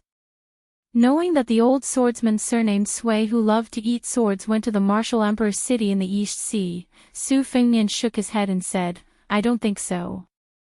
Zhao Sui did not ask for the reason. He laughed softly and said, "But I heard that the old ancestor of the Wu family, Su of Gojoseon, will take 800 swords to guard one of the gates. The other gates are guarded by many experts. I don't know if they can stop the Confucian Saint Chao Guanzi." There was an uproar. Su Fengnian looked up in the direction of the sound. He bit his lip, and an imperceptible thread of blood seeped out. Almost 1,000 flying swords rose from the ground at one of the city gates on the central axis. A blue robe broke through the sword formation, and then jumped through the gate, ignoring the flying swords chasing after him. Great Peace City was in an uproar. Chao Zhongqing rushed over from within the city gates like a hot knife through butter. There was also a young woman of unparalleled beauty who rode her sword through the 18 gates. A sword hovered above everyone's heads. She stood on the famous sword that had entered the palace like this about 23 years ago. The Great Liang Dragon Sparrow. Princess Sui Zhu, who was bored out of her mind, was jumping on the steps of the martial hero palace in the side hall of the Middle Harmony Hall. Her eyes widened, and her jaw almost dropped. Wasn't that extremely beautiful woman the same shabby maidservant on Mount Wudong who treated that shabby vegetable garden as a treasure?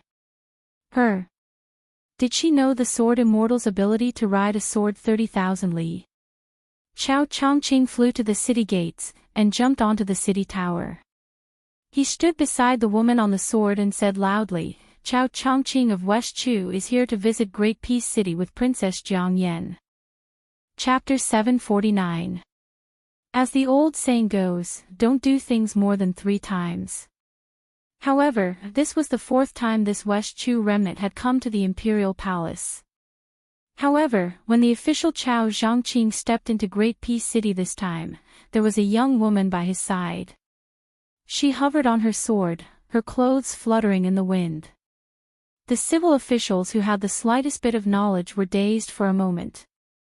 This woman was beautiful enough to cause the downfall of a country, right? After more than 1,000 people came back to their senses, the civil and military officials instantly changed from east to west, to north and south. The military generals, led by the 2 assistant ministers of the Ministry of War, Liu Baijie and Liu Xingxiang, as well as many old great generals, rushed to the south. The civil officials retreated to the north. There were also 200 people who walked very fast or very slow. The ones who walked very fast were the next generation of West Chu people. They were very flexible and only wanted to draw a clear line between them, afraid that they would be implicated. The older generation was the complete opposite. They almost all cried at the same time. When they turned and retreated, they raised their sleeves to cover their faces and stumbled. There were dozens of old people who cried on the spot. Among them, there were some fearful descendants who wanted to support them. Without exception, the old people threw their sleeves and glared at them. This made the young talents who had finally managed to get a place in the imperial court feel ashamed and unable to show their faces. Many of the remnant officials who had been accepted into the imperial court because of the Liang imperial court also sighed emotionally and had complicated expressions. The 8 fallen countries of the spring and autumn period slowly merged into Liang. Only West Chu was still rampant and wanted to rise from the ashes. The emperor of Liang was the first to step out of the hole. Unexpectedly, the son of the Zhao family, who had been disrespected time and time again, was not angry. He only laughed loudly and said, Mr. Chao, what a good West Chu coming to Greaton City. Chao Chongqing was dressed in normal green robes. His hair was white. If he was not standing high on the walls of the imperial palace, he would be no different from an old scholar from the Hanlin Academy. The son of the Zhao family continued to laugh and said, My Liang dynasty has a white-robed monk who hangs the Yellow River in Beimang's Taoist sect, and Mr. Chao has come through 18 gates. This is a blessing for my dynasty. When these words came out, the originally uneasy civil and military officials in the square all felt reassured and smiled. A talented emperor of a generation should be able to swallow the world with his aura. Chao Chongqing said calmly, I'm waiting for you to return the favor. Curses were immediately heard at Chao Qingyi's feet, cursing him for not knowing what was good for him. Most of the curses came from the mouths of the civil officials. Most of the generals were so angry that their hair stood on end. They only regretted that they did not have any weapons in their hands. Plus, they were afraid of Chao Qingyi's reputation as the Confucian saint, so they did not dare to act rashly. They were afraid that they would fail in their mission and be ridiculed instead. With a crash, someone turned their head first, and then they all turned to look at the stalwart man in the red python robe. Dragging his spear, he walked up the steps. The tip of his plum-wine spear was pointed to the ground. He came to the side of the emperor and spun the body of the spear, stabbing the handle into the ground. One man could guard the pass. The plum wine turned from green to purple. With the war saint Chen Jibao protecting the emperor, the son of the Zhao family was even more heroic. He squinted his eyes and looked at the great general Gu Jiantang at the bottom of the steps. Until now, no one had been able to shake the throne of the #1 martial art master in the Liang army.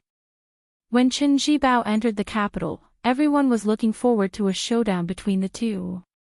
Unexpectedly, not only were the two old and new ministers of the Ministry of War not like fire and water, there was even a rumor that Gu Jiantang had personally brought wine to the Qin mansion for a drink. Gu Jiantang saw the prince looking at him and nodded lightly. Holding the handle of his saber, he strode forward. The generals retreated one after another. Gu Jiantang did not directly pull out his Nanhua saber. Everyone knew that Gu Jiantang had a pair of sabers. This Nanhua saber came from the collection of the Eastern Yu Imperial Palace. It was not wrong to call it a talisman saber. It had been blessed with layers of talismans by successive generations of Taoist state teachers. Since ancient times, Eastern Yu had been the birthplace of famous swords, but the Nanhua saber still took away the title of the champion of weapons. Together with the Wudang talisman sword Shinshu in Wang Xiaoping's hands, they were known as the twin talismans. Directly south of the palace wall was Chao Chongqing, who walked barehanded, and the fallen princess Jiangxi, who rode on her sword. To the east was the Wu family's sword tomb, the Su of Gojoseon, who had failed to stop them. Behind them was a large beehive created by the sword tomb's unique sword controlling technique. 800 of the Wu family's hidden swords gathered together. To the west was Prime Minister Qingxi Zhao Danping, who came from Mount Longhu. This great celestial master, who was dressed in feather clothes, stood side by side with a burly old man whose identity was unknown to the world. On the old man's back was a large sword that was almost twice the length of an ordinary ancient sword. At the foot of the wall, there were 2 rows of imperial guards holding colorful ceremonial halberds. Gu Jiantang returns the courtesy first. After Gu Jiantang finished speaking, he stretched out his arm, and a ceremonial halberd flew out from the hands of the imperial guards. Gu Jiantang, the #1 saber user in the world, rushed out in large strides and grabbed the ceremonial halberd that was flying rapidly toward him. With a soft shout, he blasted it toward Chao Chongqing on the wall like a thunderclap. Chao Qingyi took a step forward and hovered in the air. She put her index and middle fingers together and gently raised them toward the tip of the halberd that was coming at her with the force of thunder. The ceremonial halberd that was 1.5 feet long did not break inch by inch. Instead, it shattered into fine powder. Chao Chongqing's hair was not messed up at all. Second Zhao Danping returns the courtesy. The sage-like Zhao Danping was wearing a yellow-purple Daoist robe. She was like an immortal. She raised her sleeves and took out 9 peach wood swords with peach talismans stuck on them. There were 9 flying swords. She actually used the celestial technique of Taoism's Taoism. Chao Chongqing sneered, "You are reciting the ancient language, but you are doing it as one of us. How do you ask for immortality?" The distinguished official who dominated the world stretched out a finger and pointed it lightly. Among the 9 swords, 8 of them killed each other and shattered in the air. The last sword tried its best to reach in front of Chao Chongqing. Even the weak civil officials who did not have the strength to truss up a chicken could see that it was like an arrow at the end of its flight. Chao Chongqing's finger that did not retract moved smoothly. The peachwood sword changed the direction of its tip and swept toward Zhao Danping. Its speed was much faster than that of a chicken and a falcon. Zhao Danping frowned. When the flying swords came out of her sleeves, she was outstanding. When she retracted the swords, she was embarrassed. When the flying swords returned to her sleeves, everyone saw that her Daoist robe's sleeves were swaying. It did not calm down for a long time. It was said that this great Daoist master was very familiar with eliminating demons. However, the Confucian saint's sword was full of great spirit. How could it be easy? She returned the courtesy twice, but it was resolved by the black-robed woman with a flick of her fingers. Chao Zhangqing had passed through the palace thrice, but he had never done so under the watchful eyes of so many people. Other than Handiao Temple and a few other top experts who were hiding in the palace, no one else had seen him with their own eyes, much less experienced him. The second time he entered the palace, there were 300 imperial guards in front of him, but they were directly bypassed by the black-robed woman. At that time, if Han Diaoxi did not have the unique advantage of Xian finger against celestial phenomena, the emperor of the Zhao family would not be the emperor next to Qin Jibao. Gu Jiantang, who came out with his saber, was only halfway through returning the courtesy when he was interrupted by Prime Minister Qing Xi. He was faintly unhappy, but he still respected him as a celestial master of Longhu Mountain. He forced himself to suppress his majestic qi until the second courtesy was over. He rose from the ground and unsheathed his Nanhua saber, which almost made the world lose its color. Chao Chongqing, who had been floating in the air, took 3 steps forward. He proudly put one hand behind his back and used his right hand to welcome the Nanhua saber. His palm directly passed through the saber light and pressed down on the edge of the Nanhua saber. What I slay is a saint. Gu Jiantang chuckled. The Nanhua saber light disappeared. He let Chao Chongqing press down on the edge of the Nanhua saber while his left and right hands pressed down on the hilt. Chao Chongqing frowned slightly and was instantly relieved. He turned his body like a spinning top and finally faced the ground with his feet facing the sky. His right hand did not leave the Nanhua saber. A muffled thunder exploded in the sky. The rumbling was incessant. The sky was clear and there were no clouds for thousands of miles. It was really a winter thunder that came without warning. Chao Chongqing held the Nanhua saber and stood still again. Gu Jiantang did not forcibly seize the saber. Instead, he took 2 steps back and floated to the ground. Chao Chongqing waved his sleeve. His sleeve was torn. 5 more thunders sounded in the sky one after another. Chao Chongqing smiled. It turns out that you are so out of your mind. You are indeed Gu Jiantang, who made the saber extraordinary. He gently threw the Nanhua saber to Gu Jiantang, who had landed on the square. Gu Jiantang did not pester him endlessly. He hung the Nanhua saber and turned to walk forward. At this time, everyone saw the path behind Chao Chongqing slanting to the 9th heaven. The clouds shook violently and ordinary people could see it clearly. On the stairs, Qin Jibao and the emperor whispered. The latter was enlightened. The Earth Immortals were the so-called superior celestial beings in the world. However, Chao Chongqing was a Confucian saint. He had not been here for a long time, but he had already reached the peak of the Earth Immortal realm. He was probably only 1.5 levels away from Ancestor Lu, who passed through the gate of heaven and returned hundreds of years ago. Chao Chongqing, who had used all his strength and only had a slightly tattered sleeve, looked calm. Many of the civil officials in the square suddenly remembered the words he had said to all of West Chu when this person had entered the Saint realm at the Western Wall. Chao Chongqing is willing to die for the world to be turned upside down. I am willing to die for the world to be peaceful. Chao Chongqing was so close to being invincible. But immediately, everyone felt a sharp sword intent, which was piercing and cold. As far as the eyes of the woman on the sword could see, the civil officials and generals on the line subconsciously moved to the left and right to avoid it. Until one person floated to the surface. Su Fengnian of Beiliang. That year, West Chu fell. That year, she had dimples on her cheeks. That year, his hair had not turned white. Chapter 750. Jiu restaurant was closed.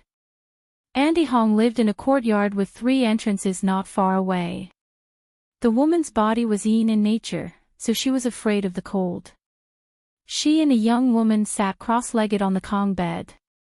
The woman chewed on melon seeds and muttered to herself. The young woman quietly listened to Andy Hong's nagging without the slightest impatience.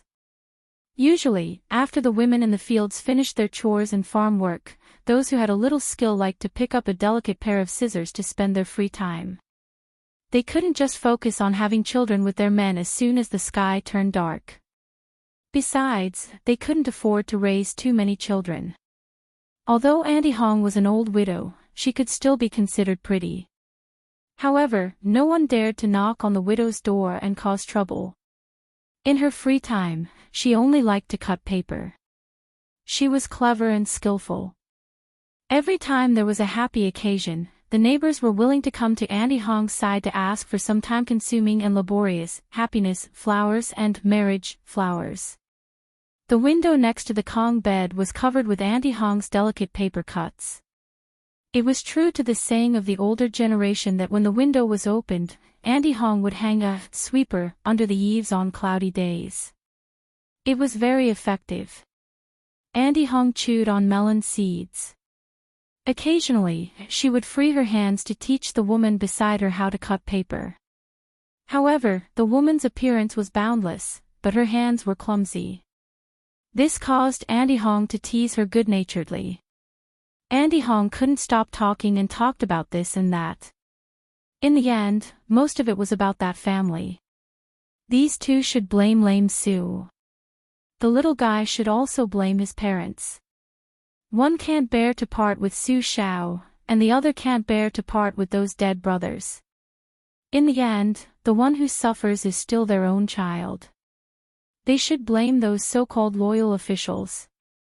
Su Shao isn't a gentleman who is full of benevolence, righteousness, and morality, but he does things openly. How can a bullshit gentleman compare to him? When has Su Shao ever let anyone down that he deserves? Zhao Ji is just narrow-minded. She can't bear to see Wu Su being more outstanding than her.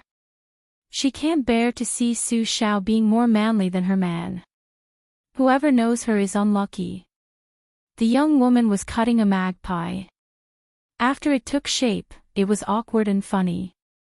She smiled. Auntie Hong smiled and comforted her. Not bad. This is your first time using scissors. The woman put down the red paper and sighed. Aunt Hong looked at the window lattice, lost in thought. The western wall was in a deadlock. Ma Ling, 14 former subordinates of Beiliang, including Ma Ling, crashed their bodies to their deaths in front of the palace gate, helping the great general Su Shao quell the boiling rumor that he was going to conquer West Chu by drawing the river. White robes and white mourning dresses beat the war drums and settled the world with a single battle. That year, of the 8 kingdoms of spring and autumn, although Western Shu and Southern Tang were still struggling at death's door, in reality, it was already difficult for them to escape from the Yang, Su, and Gu families' iron cavalry. The Su family's iron cavalry was only 300 miles away from West Chu's imperial city. Su Shao was sent 4 urgent imperial edicts a day, 800 miles away, to the capital to be rewarded, but what awaited this meritorious official was the white robe case in the capital. This caused West Chu to be surrounded for 3 years without perishing. At that time, the Prince Xiao Yi, who had not yet been conferred the title of Duke of Guangling, wanted to take advantage of the situation to gain great military merits, but he did not expect to lose 2 battles in a row. He suffered heavy losses and greatly damaged his vitality. In the end, he could only continue to be led by Su Shao on an expedition to the south, and finally broke through the lofty divine Phoenix City. During those 3 years, the young Su Fingnian was a hostage and was placed under house arrest at Dantong Pass, 300 miles south of Great Peace City. There were 600 soldiers stationed inside the pass, and more than 10,000 iron cavalry outside the pass, all for the sake of targeting the female sword Immortal and the young child. The woman suddenly asked, Auntie Hong, don't you regret meeting Uncle Sun Ping? The woman shook her head and smiled. Chen Yu, when you truly fall in love with someone, you won't ask such a silly question. The woman also shook her head. It's a pity that we didn't meet. Auntie Hong suddenly thought of something and said with a gloomy expression, serves bald donkey Yang right for dropping in cultivation. It's good that he died. When can we kill Yuan Benshi and teacher Lu how to our satisfaction? Qin Yu asked, who can kill them? Auntie Hong smiled and said, in any case, it can't be a woman like me. Small scissors can only cut paper. Chen Yu picked up the magpie ascending plum and raised it above her head. Light shone through the gap, illuminating her beautiful face that could cause the downfall of a country. Even Auntie Hong, who had shamed the moon and embarrassed the flowers in her youth, felt somewhat envious and emotional. Chen Yu, they really had the foresight to name her. Auntie Hong asked, "Aren't you afraid that you won't be able to enter the imperial palace of Great Peace City, and instead go to a barren place like Beiliang to suffer?" Chen Yu directly asked, "Auntie, are you saying that I will be betrothed to that heir of Beiliang?" Auntie Hong nodded. Chen Yu smiled faintly. "Isn't it all the same?" Auntie Hong dismissed it with a smile and waved the small scissors. "Come, I'll teach you how to cut a cockfight." Chen Yu stilled. Auntie Hong explained with a smile, "Cockfight, the homonym is auspicious. The meaning is auspicious." Everyone stared dazedly at the fallen princess of West Chu that had appeared out of nowhere. The old officials of the capital did not hinder their love for beauty. They had truly never seen such an outstanding woman. Maybe that Chen Yu on the Rouge rankings could compare to her appearance, but in the end, Chen Yu was a woman who could only pick up a brush and embroider a needle. She definitely would not come on a sword. The woman whose original name was Jiang Si, but who had been changed by a bastard to Jiang Ni, lightly uttered 5 words. The law of the heavens was vast. The scabbard did not move. The great Liang dragon sparrow had already left its scabbard to take the head.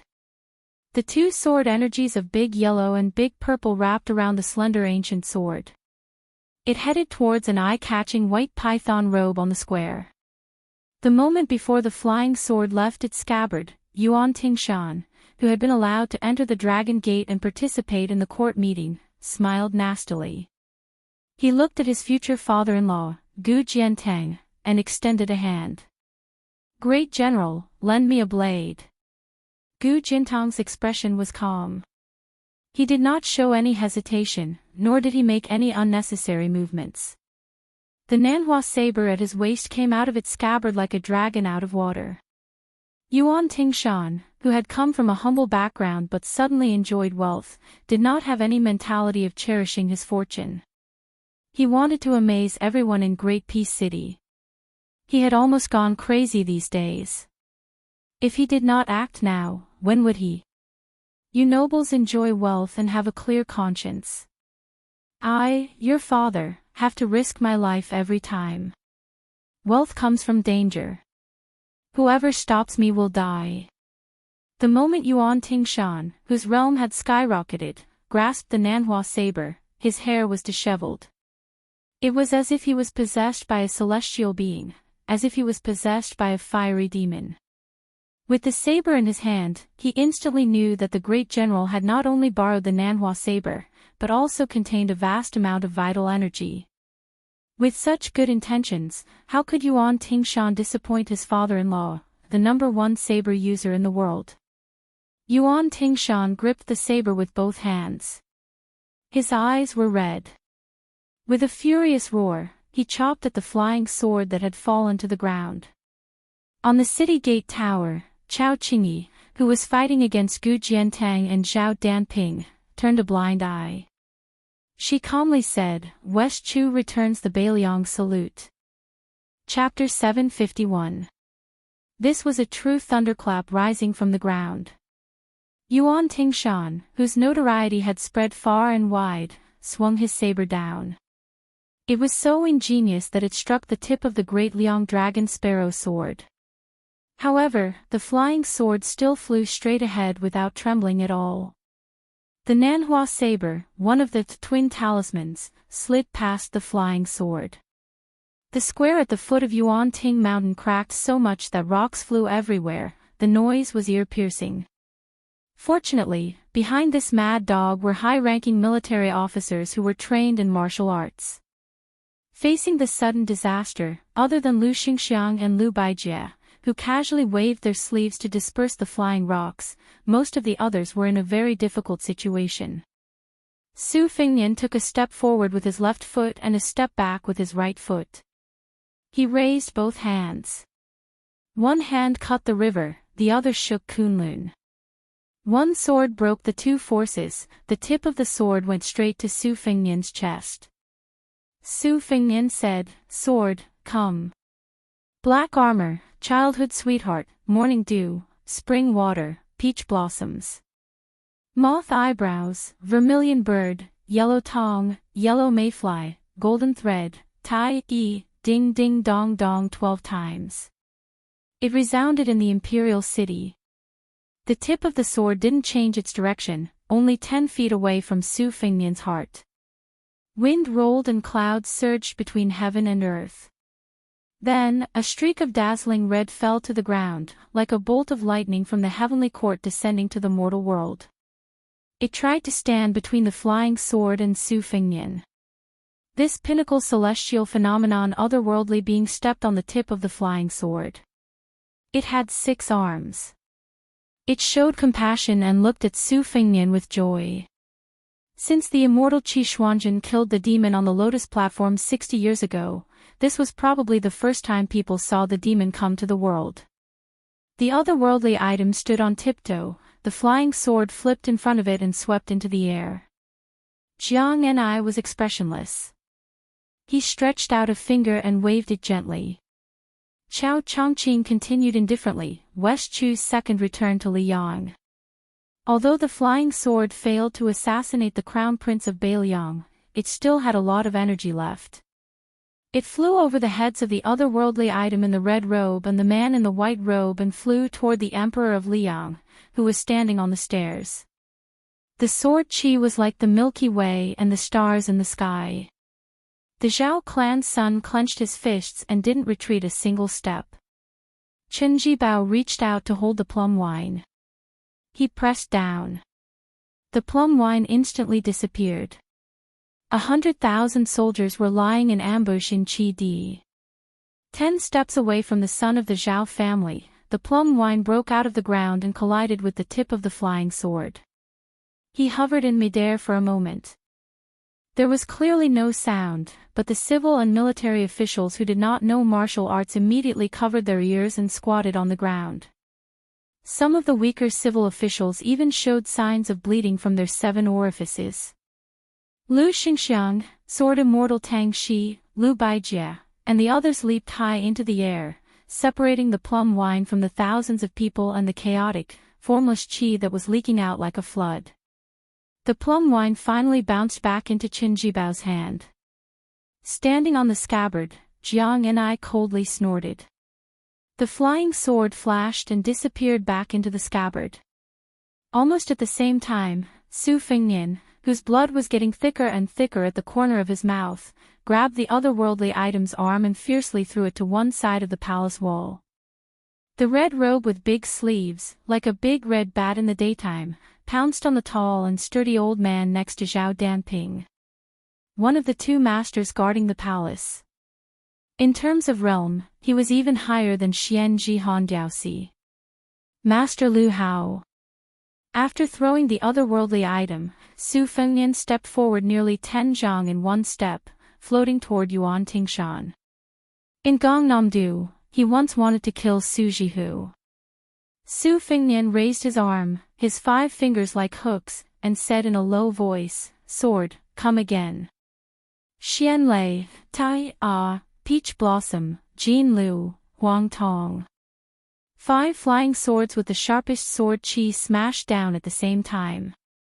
The immortal caresses the big top. Yuan Tingshan's face changed dramatically. His Nanhua saber raised a dazzling saber light. At the same time, he retreated step by step. However, his palm was bleeding from the web between his thumb and index finger. After taking 3 steps back, he rolled sideways. A string of blood splashed out from his back. A flying sword hovered in a tricky position, cutting the official robe that he had always dreamed of. It was not easy for him to roll away from the danger. However, 5 more flying swords poured on his head like cold water. Yuan Tingshan's face was ferocious. He had a bright future, but he had just taken a few steps forward. How could he wait to die here? Gritting his teeth, he pulled out his Nanhua saber and hit away 3 flying swords. He tilted his head, dodging one flying sword that brushed past his cheek. Then, he used the momentum of the Nanhua saber to hit the last flying sword on his chest before it pierced through his heart. Yuan Tingshan, who was not standing firmly, staggered. Eventually, he managed to stand firm. He touched the blood on his face.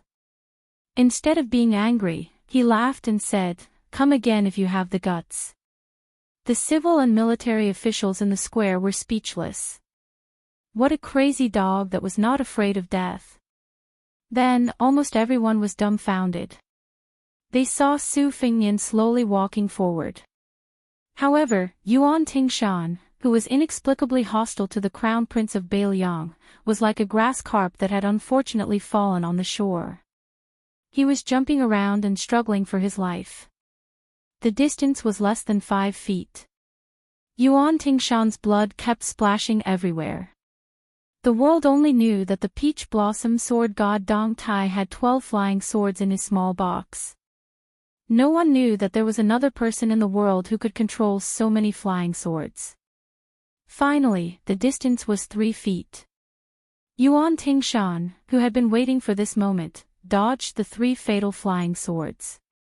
He let 2 of the flying swords penetrate his body and chop down with his saber. The officials in the square, who did not dare to breathe, were all sweating. They were hoping that this crazy dog could kill the Crown Prince of Beiliang with one strike.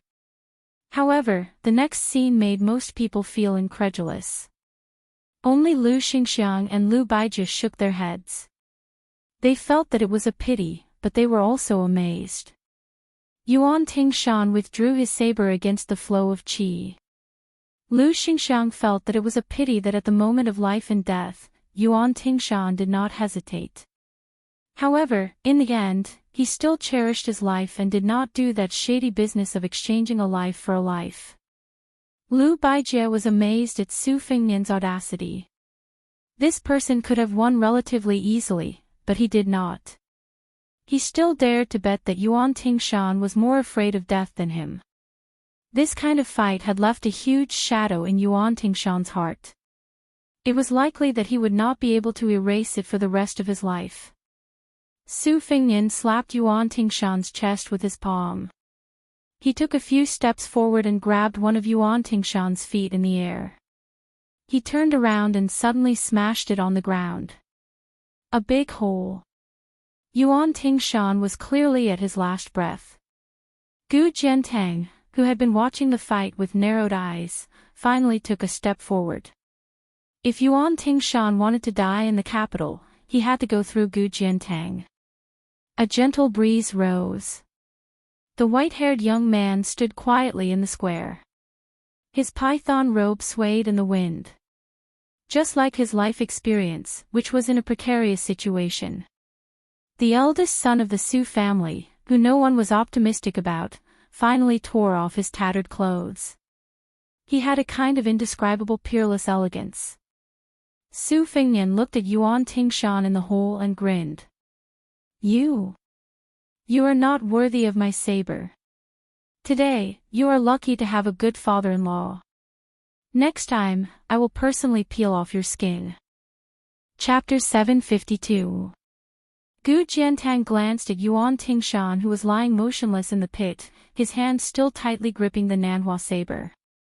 Gu Jiantang didn't think that the Crown Prince of Beiliang was so daring as to kill an official under the emperor's nose. Teaching Yuan Tingshan, who had an old grudge, a lesson was just a little too much. The people of the capital wouldn't really care about Su Fengnian. After all, his preposterous behavior had already caused calamities in the years of the Great Peace City. Furthermore, he had blocked 10,000 imperial students on the imperial road and even spat at them. This could be considered as foreshadowing today's fight, but it wasn't too strange. After all, hiding one's strength for more than 20 years, the heavens rewarded the diligent. In the end, there were great benefits. If it was a crown prince who had always had an excellent reputation, he would have been dragged away and stripped of his hereditary bestowment. There were actually only two things that really interested Gu Jiantang. First, why did Dong Tai's 12 flying swords end up in Su Fengnian's hands? Second, the origin of the red-robed otherworldly item that had pounced on Lu Haoshi. Ordinary otherworldly items simply couldn't enter the imperial city that was filled with purple and yellow dragon aura. Ever since the Devil's sect that occupied half of Jianghu completely vanished after the battle at the devil-slaying platform, the world publicly acknowledged that there was no longer a heavenly demon. Gu Jiantang was in a daze for a moment. Even though he had been the Minister of War for 18 years, he still suddenly became furious. That Su family's child actually went back on his word and played hard to get with him. With just a thought, a flying sword with a perfect sword embryo pierced straight towards Yuan Tingshan's head. This made Gu Jiantang extremely shocked and angry. Under the feet of the emperor, Yu, a crown prince of a different surname, relied on the muddled debt that the Zhao family owed the Su family to collect some old debts. You picked the best time to pull chestnuts out of the fire. Gu Jiantang turned a blind eye and let you do whatever you wanted. However, you didn't know the severity of the matter and dared to insult me, Gu Jiantang, in front of all the important officials of Liyang. Did you really think that I was a drowning dog that everyone could beat? Gu Jiantang used his sleeve to control his qi and wave away the flying sword Peach Blossom. Just as he was about to raise his hand to control the Nanhua saber to teach this crazy little Bailiang barbarian a lesson, he inadvertently caught a glimpse of a smile that flashed across the corners of Su Fengnian's mouth. Gu Jiantang, who had experienced the ups and downs of the officialdom to the point that even the 8 winds could not move him, withdrew his intense killing intent in the blink of an eye. He calmly said, Yuan Tingshan used his saber to block the sword, which was a great disrespect to the Bailiang. It was indeed impolite of him to teach you a lesson. However, if you want to kill Yuan Tingshan, whether it's today or next time, I will draw my saber at you once. 1 generation of grudges, 1 generation of grudges. This was the pride that only a few pillars of the imperial court possessed. If Gu Jiantang made a move against the younger Su Fengnian today, he was destined to be criticized by the world. Gu Jiantang was the #1 saber user in the world. If he won, there would be no glory, but he couldn't seriously injure him. If he got in the way, it would only increase the Bailiang's heir apparent's arrogance. Gu Jiantang had never been stingy with gifts to the direct subordinates of the Ministry of War. However, Gu Jiantang, who was in front of him, was usually too lazy to even look at the eldest son of the butcher's heir apparent. Su Fengnian shook the sleeves of his python robe, and the 12 flying swords returned to their original positions. Then, he gently inserted his hands into his sleeves. This action was filled with the aura of a commoner. It was exactly the same as Su Zhao's. As the saying goes, if the upper beam is not straight, the lower beam will be crooked. Su Fengnian chuckled and said, Minister Gu's thunder of mind, which can kill the saints of the 3 religions, has really opened my eyes. I'll have to experience it in the future. Minister Gu was a playful way of addressing Meng Qi's sore spot. Gu Jiantang did not pretend to be magnanimous and laugh it off. Lame Su could place a Bailiang saber on his shoulder in front of the generals of both sides and slap him wantonly. It was extremely humiliating. Gu Jiantang could endure it again and again. However, in front of Su Fengnian, Gu Jiantang did not have that kind of calmness. This had nothing to do with tolerance. Gu Jiantang was one of the 4 great generals of the spring and autumn period who resigned from his position as the Minister of War and was given the title of Pillar of the State. This was the first time in his life that Gu Jiantang stared so seriously at the eldest son of the Su family. I'll wait for you to come to Liao to worship your ancestors. As long as you dare to compete with me for the title of #1 saber user, within the territory of Liao, no one will dare to scheme against you except for me. Su Fengnian still had his hands in his sleeves in a lazy and roguish manner. Gu Jiantang waved his hand, and 2 eunuchs led a group of Yulin guards to carry out the bloodied Yuan Tingshan from the pit. Gu Jiantang glanced at the young mad dog with a deathly still expression and a deathly gaze.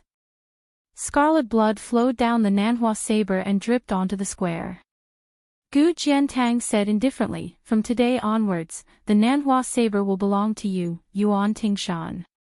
Treat it as Beihu's dowry."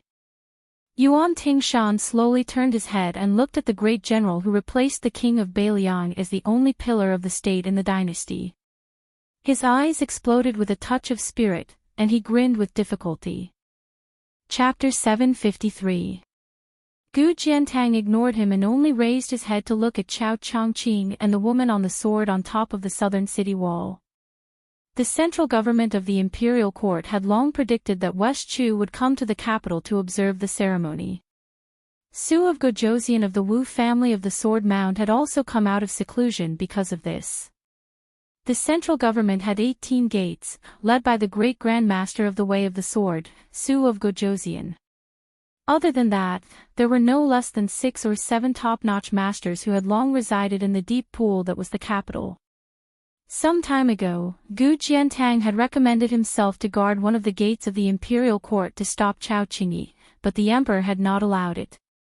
It could be said that Chao Chongqing's appearance was not a surprise to Gu Jiantang and the small group of people. As long as West Chu still wanted to reclaim their country, today was undoubtedly the best opportunity for them to show themselves. This was the same fallacious logic as Su Fengnian wanting to vent his anger in the capital, so he had no choice but to make an unreasonable move at this time. However, as a general who had been in charge of the Ministry of War for nearly 20 years, Gu Jiantang did not think highly of West Chu's chances of reclaiming their country. It was even very likely that this would become the perfect opening for Zhang Julu to vent his undercurrents. The purple-bearded, blue-eyed man who had been in charge of Liang and reorganized the governance of the country had faced an enormous resistance that the outside world could not imagine.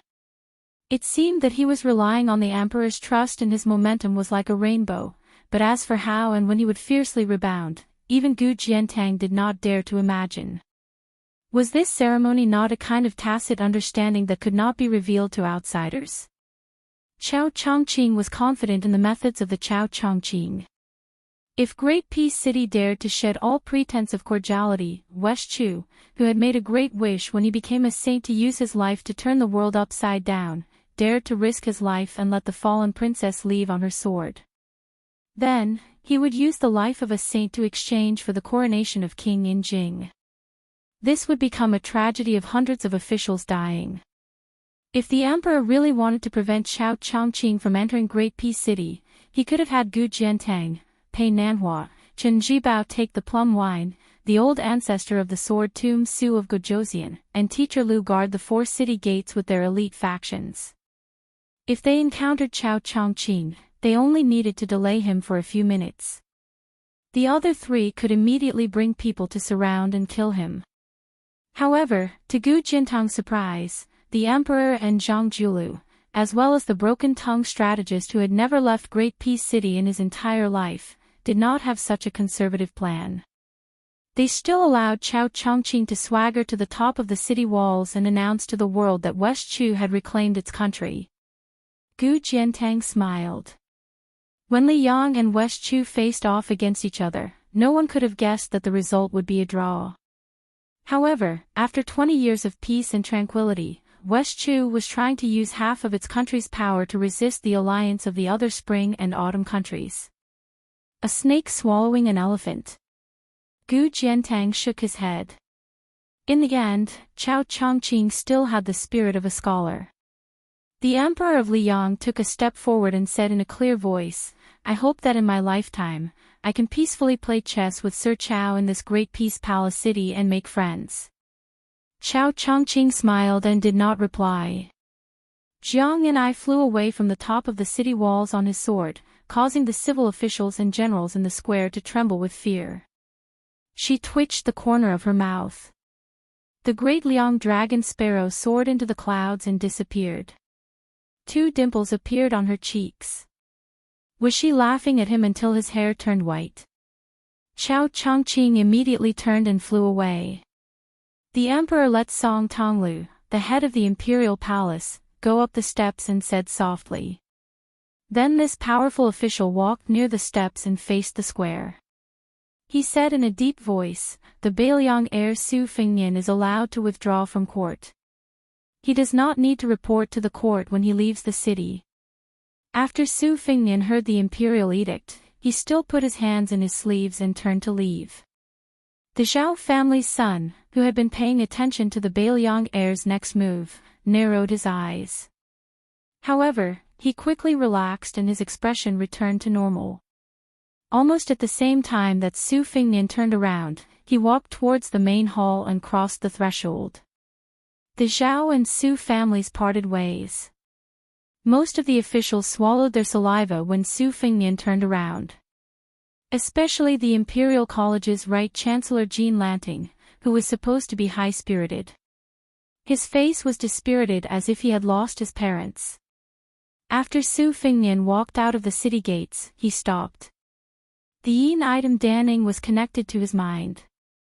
It was not inferior to the flying sword that he no longer needed to use his qi to control.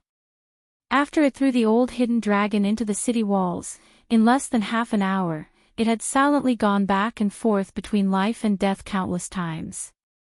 The yin item's arms drooped dispiritedly. Its bright red robe was also somewhat tattered. After all, it was a yin item. In the peak duel between celestial state experts in Great Peace City, it did not occupy the right time. This was a fatal disadvantage. For it to be able to do this, it was already shocking enough.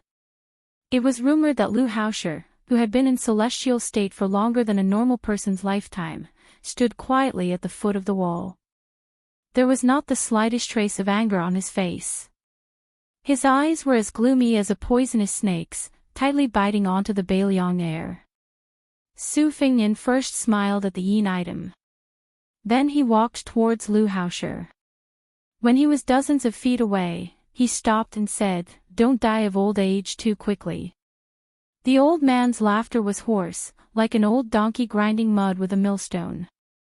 He stretched out a palm and made a flipping motion. This old man couldn't kill the big one in the past. Killing the small one is just as so-so. Su Fengnian stretched out a finger and wiped the corner of his mouth. The old bastard is hiding in the deep pool. I can't do anything to him for now. However, the 10 great clans of the spring and autumn period, the Nanyang Lu family that respects you as their ancestor, and the many talents that have the potential to serve the imperial court, I will send people to eliminate the weeds by the roots. Will you save them or not? I purposely didn't do these dirty things before because I wanted to talk to you in person after entering the capital. The old man was indifferent and emotionless. He sneered, "The clay Buddha crossing the river can't even save himself. How dare you talk nonsense in front of this old man?" Su Fengnian smiled and said, "Great rivers and mountains. Let's ride a donkey and wait and see." The white-haired young man put his hands in his sleeves and slowly walked on the imperial road. The yin item in the red robe looked at the lonely figure with joy and pity. It looked at Lu Haosher, who was trying hard to suppress his killing intent. After Su Fengnian walked for a while, he pulled out his hands. Without turning his head, he suddenly asked, "From now on, you will be called Su-ing, okay?" The yin item stretched out an arm and gently pulled on one of his sleeves. The man and the yin item seemed to depend on each other. They didn't say anything as they walked hand in hand on the central axis of Great Peace City. Chapter 754. Su Fengnian walked alone to the carriage that deviated from the central axis. The coachman was naturally Blue Bird, who was dressed in green and embroidered shoes. Xianyuan Qingfeng, who carried the imperial jade seal, was dressed in purple and sat sideways behind Blue Bird. His legs dangled outside the carriage. Seeing Su Fengnian leave court so early, although Xianyuan Qingfeng was puzzled, he didn't ask. They sat in the carriage together. After Su Fengnian sat down, he smiled and said, "West Chu returned a sword strike to me. We'll leave the capital later and let Mr. Chow wait for a few more days." At the same time, we'll scare that Han Diaoxi who's waiting for us somewhere. This Confucian sage won't be in the capital to retrieve the Imperial Jade Seal. You should seize the time to absorb fate. Xianyuan Qingfeng frowned and said, only 40 to 50%. Su Fengnian smiled and said, one must be content with what one has. Getting 50 to 60% is good enough. Going too far is as bad as falling short. Fate is unpredictable. If something goes wrong, you'll be the one to suffer, not me. Come, take it out and let me take a look. I'll help you. Xianyuan Qingfeng wanted to say something but stopped. He snorted coldly and didn't move in the end. Su Fengnian was confused and said helplessly, do you really think this Imperial Jade Seal is your exclusive property? Borrowing money and returning it is a matter of course. In the past, you were rude and unreasonable to me, but that was because I was easy to talk to and didn't lower myself to your level. I've been hiding it for the past few years. Chen Jibao is even more ruthless than me. He's already become a saint. During the Battle of Iron Gate, Chen Jibao was at the peak of martial arts and still couldn't defeat Chao Qingyi. If you offend this West Chu and delay his great cause of restoring the country, you're destined to suffer. Besides, when it comes to the fate of the Imperial Jade Seal, you're thousands of miles away from your father. You're just a layman, far inferior to me. I'll help you take a look and fill in the gaps. Are you still not satisfied? Xianyuan Qingfeng hesitated again and again, staring at Su Fengnian. Finally, she slowly extended two slender fingers, tilted her face, and pinched a red string that held the Imperial Jade Seal from her neck. She gently lifted it. Looking at the scenery on her chest, she should have pulled out the Imperial Jade Seal from between her two peaks. Su Fengnian didn't know whether to laugh or cry.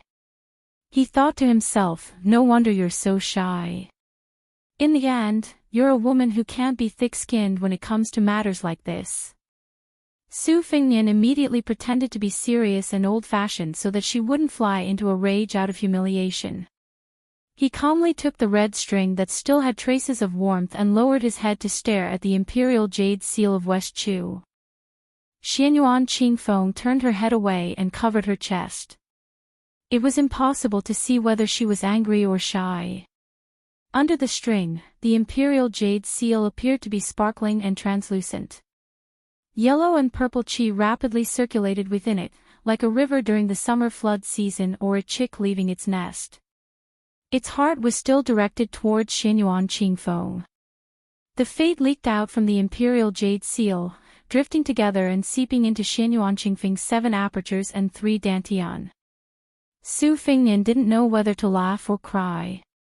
He raised his head to look at the woman who was still angry at him and angrily scolded, how is this 40 or 50%? You've clearly stolen 60 or 70%. I've wronged you when I said that you only knew how to squander money. Just like Su Fengnian said, Xianyuan Qingfeng was a genuine layman. After obtaining the Imperial Jade Seal, she only immersed herself in absorbing the fate contained within the Imperial Jade Seal. After hearing the truth, she was also a bit excited. Is it really 60 or 70%? Su Fengnian nodded. Try pouring out all of your qi. In the blink of an eye, the sea of qi in the carriage shook. The 2 horses abruptly stopped in their tracks, looking like they would not be shaken even by thunder. Su Fengnian's hair fluttered unsteadily as he clicked his tongue. Narrowing his eyes, he sighed emotionally. Using the words of the Daoist Qi cultivators, it's like steaming the Cloud Dream Marsh, shaking the Jade Emperor Tower, and shaking the Kunlun Mountains. It's not far off from the Great Yellow Court of the Wudong sect leader. Xianyuan Qingfeng closed her eyes and spread out her arms. In the region of Great Peace City near the palace, invisible qi rapidly converged with the carriage as the center. She had an intoxicated expression on her face. The Imperial Jade Seal in Su Fengnian's hand shook more and more violently. He said in a low voice, "Stop, stop." Xianyuan Qingfeng quickly came back to her senses and withdrew her qi. She seemed to have sensed that her actions were too docile. She glared fiercely at Su Fengnian, who had given the order. Su Fengnian did not care about the arrogance and unruliness that he had brought out of her mother's womb. He also did not think about how to put an effort to suppress and train her. If all women had their edges removed, like Lu Qingyan of Qingzhou, all of them would be as smooth and sophisticated as pebbles. How boring would it be whether it was the Jianghu or the residence? He handed her the red string and the imperial jade seal. Take advantage of these few days to absorb a little bit more. It's not good for others to become fat in one mouthful when their hearts are not enough. Especially women. They don't look good if they are too fat. Xianyuan Qingfeng stared quietly at this fellow and said ungratefully, "It's not funny at all." Su Fengnian put his hands in his sleeves and smiled. "It's really cold." After this year's winter, Great Peace City was indeed exceptionally cold. Su Fengnian waited for Xianyuan Qingfeng to turn around and put the imperial jade seal back into the depression in the mountain range. He suddenly asked, "Xianyuan Qingfeng, have you realized that you are actually very talented in scheming? Other people rely on practical knowledge and experience in the field of politics, but you rely on intuition." Xianyuan Qingfeng said with disdain, "Don't think that I will be your Beiliang's dog. I will do business with you one by one." Su Fengnian shook his head. "Don't be nervous. I am not so desperate that I am not picky. It's just that I am in a rare good mood, so I will reward you verbally." Xianyuan Qingfeng hit the nail on the head. "You have made things clear with Lu Hao of the white clothes case in the capital? Have you set up the arena? After leaving the capital this time, you have completely cleared things with the Zhao family's son. In the future, you will rely on your own abilities to draw a line publicly." Su Fengnian nodded with a smile. Chapter 755. There were many things in the imperial court that were deeply arranged behind layers of curtains. Every step was carefully planned, and every little detail was fought over. However, when put on the table and in the eyes of the court officials, it was often just that. It was very difficult to see the brilliance at a glance. Su Fengnian came to the capital to observe the ceremony as the heir of a vassal king. On the surface, he entered the palace with a saber and did not kneel. Undoubtedly, the emperor of the Zhao family gave him a lot of face. However, other than this sweet date, the other big sticks that came down were all firmly on Beiliang's head. Making an exception to promote Jean Lanting as the right chancellor of the Imperial College, seducing the great scholar of Confucianism Yao Baifeng to take a post in the capital, promoting Chen Jibao, the protector of Beiliang, to the Minister of War, and promoting Yan Jieshi, the magistrate of Lingzhou, to the most illustrious member of the imperial family in one fell swoop. These four big sticks were all openly beaten on Su Fengnian's head in front of all the civil and military officials. How could Su Fengnian not take advantage of this situation to make a big fuss? It looked like he was acting out of spite, but it could also be that Su Fengnian was using his own method to stabilize the Beiliang cavalry's morale. The carriage slowly returned to Shima Wei Station. The rotten scholar Lu Wenbao was no different from an old beggar. He was still waiting bitterly under the dragon claw locust tree, waiting for Beiliang's heir to give him a chance to fulfill his ambitions. At this moment, he was squatting and gnawing on a cold and hard steamed bun. Although he had suffered in the areas of clothing, food, shelter, and transportation, he seemed to be in good spirits. Most of these people were like this. As long as there was a little bit of hope to look forward to, they could display astonishing tenacity. This was related to one's heart. Lu Wenbao was undoubtedly the type of person who had a big mouth and a big heart. After Su Fengnian got off the carriage, he still did not even look at Lu Wenbao. He did not even bother to cast a sideways glance at Lu Wenbao. Normally, a scholar who was confident that his knowledge and military strategy were not inferior to other people's would have already turned to other wise masters. However, Lu Wenbao's life had been full of ups and downs, but he still had his pride and unyielding character. The pride he gained from studying the sage's books had almost completely dissipated. Naturally, he had the great willpower to stick to the Green Mountain and not let go. But to be exact, it seemed more appropriate to stick to the Su family's locust tree next to him. Seeing that Su Fingnian was about to enter the post house, Lu Wenbao trotted over and said softly, "Young Master Su, someone is looking for you. It's a young lady with the surname Li. She didn't enter the post house and just wanted to chat with me. She waited for a long time, but in the end, she couldn't endure the hunger and went to buy food." Su Fingnian was stunned. He laughed and said, "Did she say that her family lives in a temple and that the temple belongs to her family?" Lu Wenbao nodded vigorously and said with a smile, "Yes, yes. The young lady is quite interesting. I was just wondering why there would be a girl living in a temple." Su Fingnian was truly in a good mood this time. He said to Lu Wenbao, "Go to the post house and find a warm place. If Tong Ziliang asks, tell him that I told you to stay." Unexpectedly, the old scholar did not know what was good for him. He shook his head and said, "I don't care about a day or two. Lu Wenbao can endure hardships. He has already endured so many years. I think that when the hardships are over, the good times will be great." Su Fingnian didn't try to be courteous with an old scholar in his 50s who didn't even have a family yet. Xianyuan Qingfeng had already entered the inn. He had Qingniao enter first, and he stayed behind to welcome Miss Li Zi. Lu Wenbao asked carefully and curiously, "Young master, why did you end court so quickly?" Su Fingnian said half-truthfully, "I almost fought with Gu Jiantang, so I was chased back." Lu Wenbao was speechless and did not dare to ask further. In the distance, the young girl who was determined to be a chivalrous woman of the Jianghu jumped up and down towards the post house. If it was not easy for her to find out that Su Fingnian lived in Xiamawi, she would feel that she had gone through many hardships and traversed mountains to come here. This friendship that only Jianghu women could have, there was nothing else to say. She had brought a few banknotes with her on this trip, but she had told her clumsily to give gifts to people she met. She had not thought about how to buy clothes or cosmetics, so she only had a few pitiful pieces of silver and copper coins. Today, she had woken up early for the first time and rushed outside Xiamawi.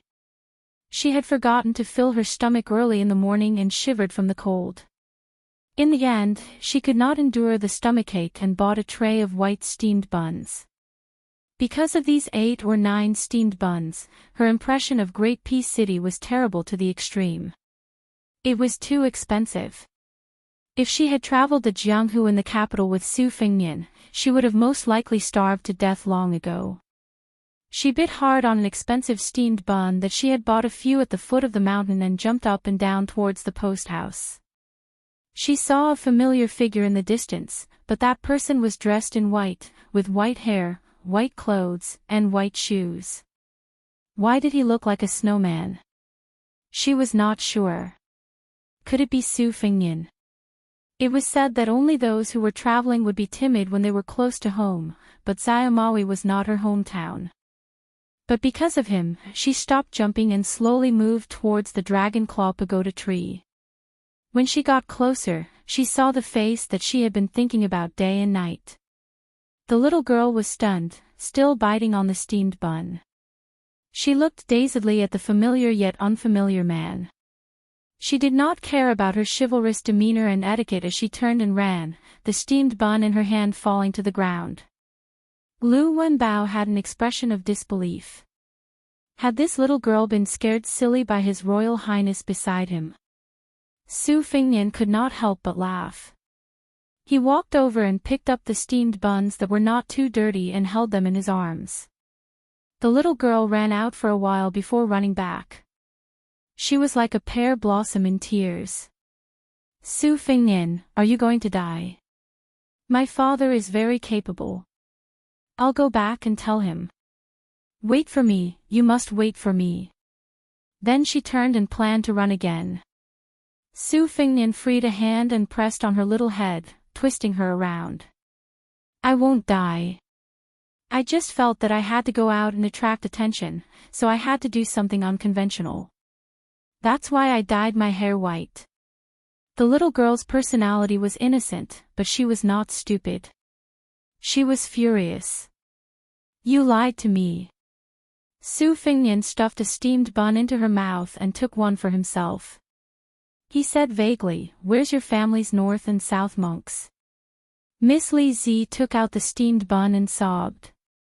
Stupid north and south went to the palace to wait to see the emperor.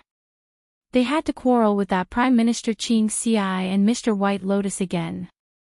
Su Fengnian reached out to help her wipe away the tears on her cheeks. Her little face was red from the cold, looking very comical and cute. Su Fengnian did not have a younger sister and had always treated her as his own. He smiled gently. It's not easy to see each other, and you're already crying so much. Aren't you afraid of being laughed at by North and South? Miss Li Zi said unhappily, he's so stupid. I don't even laugh at him. Su Fengnian held her cold little hand and walked down the horse. There was great joy in life, meeting an old friend in a foreign land. Su Fengnian turned and looked up gently. When someone came, they entered the Jianghu and were in high spirits. When they left, they entered the Jianghu and had a clear conscience. Su Fengnian turned and looked down at the little girl. He said calmly, "It's a pity that Wenhua won't have the chance to travel the Jianghu with us." Why? Is he still so useless when it comes to swordsmanship? Or is he carrying a wooden sword? He's very promising, but he doesn't practice swordsmanship anymore. He's not in the capital? Where did he go? I'm looking for him. Wenhua didn't even wait for me. He's not loyal. If I see him in the future, I'll scold him to death. Okay, if I find that brat first, I'll scold you too. Chapter 756. On the second day of the coronation ceremony. The guards at the gate did not pay much attention to a young Taoist carrying a peachwood sword entering the city. The Taoist priests of Mount Longhu often came to the capital to draw talismans and set up rituals. The people of the capital had seen many nobles with the same surname as the emperor. The only person at the gate who was impressed was this simple Taoist priest. He was not from Mount Longhu, the ancestral court of Taoism, nor was he a disciple of a Jinren from a blessed place. He came from Mount Wudong, which had not been famous for hundreds of years. The Taoist priests in the world were under the control of Zhao Danxia, who was in charge of all Taoist affairs. Only Mount Wudong was an exception. After the guards at the gate let him in, they could not help but take a few more glances. They did not find out why the Jinren did not show his face. They just thought that he was an ordinary Taoist priest who could not stand the strict rules of Mount Wudong and came to the capital to take a shortcut.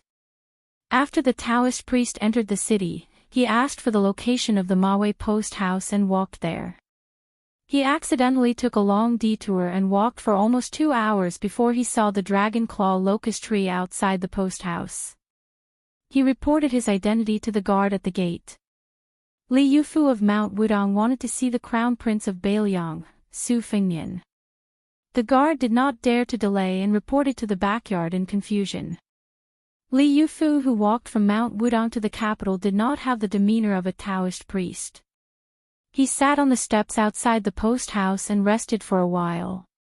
He gently breathed according to the Heart Sutras of Mount Yuzhu. The old scholar Lu Wenbao glanced at him and ignored him. Su Fengnian was building the 8th snowman with Miss Li Zi in the backyard. When he heard Tong Ziliang's report, he frowned and walked to the door. Li Yufu stood up and bowed, looking a little reserved. Su Fengnian's brows relaxed and smiled, "Headmaster Li, I am not worthy of your courtesy." Wudong Mountain's Li Yufu was the next Wudong sect leader after Wang Zhongluo, who had cultivated the Great Yellow Court, and Hong Shixiang, who was the reincarnation of ancestor Lu. However, Li Yufu seemed to be even more nervous than Su Fengnian. She did not even bother to exchange pleasantries. Instead, she blushed a little. She did not look like the great spiritual master of Wudong sect, but more like a little girl who saw a handsome man. This made Su Fengnian feel confused. The few times he went up the mountain, other than the young martial granduncle who rode the bull and some naughty little Taoist children, he only saw the good-tempered Wang Zhongluo and Wang Xiaoping who demonstrated her strength with her sword. He had never even seen Li Yufu, so there were no grudges between them. It was said that Hong Shixiang had high hopes for this person, so why was he so shy? Su Fengnian suppressed his curiosity and led Li Yufu to the backyard. He was not happy at first because he was afraid of the worst result. He was worried that Li Yufu would represent Wudong Mountain to come to the capital to meet the emperor and recruit the Zhao family's emperor. Beiliang's internal affairs had been poached by the imperial court. If Wudong Mountain was added, it would really make people want to break the pot. Moreover, Su Fengnian had a very special emotional attachment to Wudong Mountain. His elder sister Su Jihu had met the cow-riding coward there. He had also practiced his blade there and received a great favor from sect leader Wang. There was also a vegetable garden that might have been barren and the great gonghorn killing note that was destined to disappear without a trace. If Wudong Mountain betrayed Beiliang, even if Beiliang could tolerate it, Su Fengnian could not. Su Fengnian entered the yard and smiled at the little girl who was lighting the snowman with charcoal. Lizzie, bring a stool for the new sect leader of Wudong Mountain. The little girl quickly wiped the charcoal stains on the snowman and went to the house to bring out a stool. Li Yufu was still reserved and shy. Your Highness, I can just stand and talk. Su Fengnian looked at him seriously and took the lead to sit on the rattan chair placed under the eaves outside the house. He joked. Why are you not at all like Hong Shixiang? That guy's face is a few hundred times thicker than yours. Li Yufu hesitated for a moment and finally plucked up the courage to sit on the stool. He sat upright and looked straight ahead. There were 2 rattan chairs and 1 stool. Su Fengnian was in the middle. Xianyuan Qingfeng was lying on the chair on his left. He had no breath and looked like a living dead. Su Fengnian was not in a hurry to ask about the secret. After lying down, he only smiled softly and said, Your youngest martial uncle and I are old friends. One is willing to give and the other is willing to receive. He still owes me a lot of forbidden books.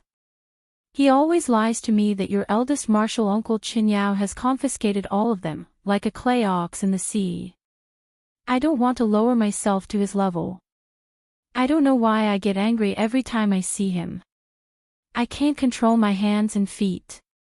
He also likes to shout that he can't hit people in the face and kick people in the balls. I don't know where he heard this Jianghu saying. Li Yufu secretly wiped the sweat off his forehead. In the middle of winter, the young Taoist priest was surrounded by mist. It was a mysterious scene like an overseas fairy mountain. Even Lizzie, who was experienced and knowledgeable, was stunned. She could not help but take a few more glances. Su Fengnian shook the rattan chair and closed his eyes. The old headmaster is really a good person. I've seen some old Taoist priests in my life, but the only one who really looks like an immortal is Headmaster Wang. The warm atmosphere was dispelled by Xianyuan Qingfeng's cold snort. Li Yufu, who was already on tenterhooks, was so scared that he swallowed a mouthful of saliva. Cultivation was like entering a gold mine. How much gold one could pick up depended on one's talent, root structure, and lucky chance. Li Yufu's talent was chosen by his master, Yuxingrui. That was why he was brought from the East Sea to Mount Wudong by Yuxingrui, who was known as the top internal force cultivator on Jade Pillar Peak. After he came up the mountain, he was favored by all the martial uncles. As for his lucky chance, even Chen Zhao, Song Jiming, and the others did not dare to guess. Only one person left a prophecy: Wudong will prosper because of Yufu. In fact, Li Yufu was not timid. But the person he admired and respected most in his life was his youngest uncle, who used to be an immortal riding a crane and cutting fate with a sword.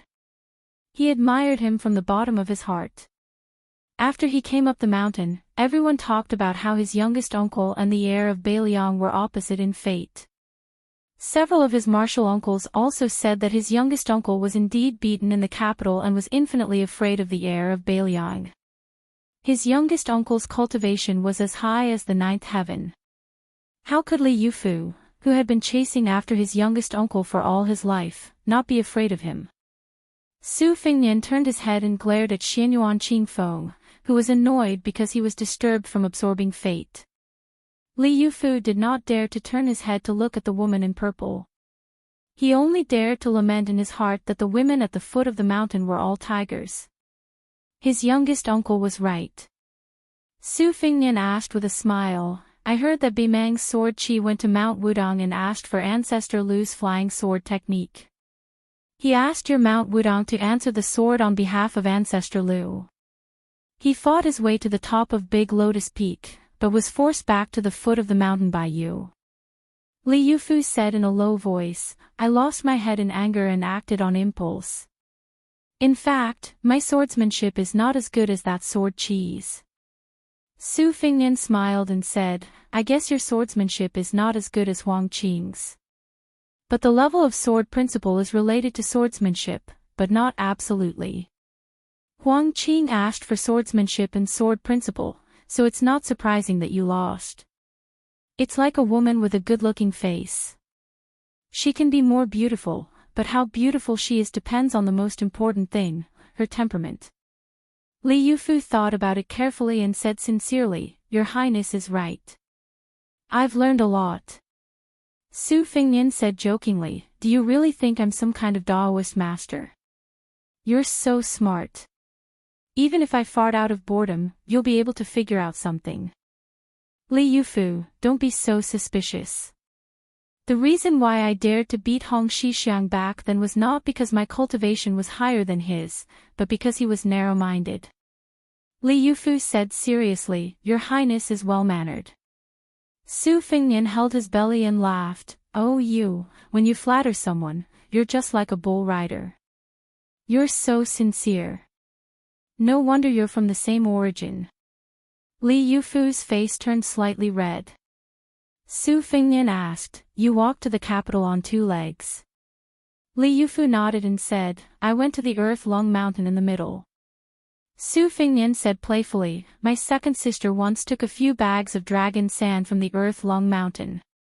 She said that an evil dragon appeared in the first blessed land of Taoism. Did you go to slay the evil dragon? Li Yufu smiled and did not deny or admit it. Su Fingnian was shocked. He glanced at the peachwood sword on the back of the new chief of Wudong. Li Yufu scratched his head, I did see the evil dragon, but I didn't kill it. I was hindered by someone. Su Fingnian nodded and said slowly, For yesterday's ceremony, Taiyan City specially worshipped Jinwu Great Emperor behind the 3 main halls of the central axis. The statue was huge, like a small mountain. There was no other god worshipped in the capital. The Son of Heaven wrote the words controlling the central axis on the plaque to raise the status of Wudong Mountain in Taoism. You and I both know about this. Li Yufu took a deep breath and said frankly, Wudong Mountain had no objection to the imperial court statue of Jinwu Great Emperor in Taiyan City. But according to the teachings of Ancestor Lu, the Taoists on the mountain were not allowed to enter the capital to seek power. But for some reason, after the statue was carved, it swayed without wind. So I followed my master's order to enter the capital to investigate. On my way to the east, I sensed that it had something to do with the Earth Lung Mountain. So I went to the blessed land and found the evil dragon hibernating there. Speaking of this, Li Yufu stood up and said in a low voice, I'm willing to cultivate for the sake of the common people. Su Fingnian smiled and looked at the sky. Such a young immortal.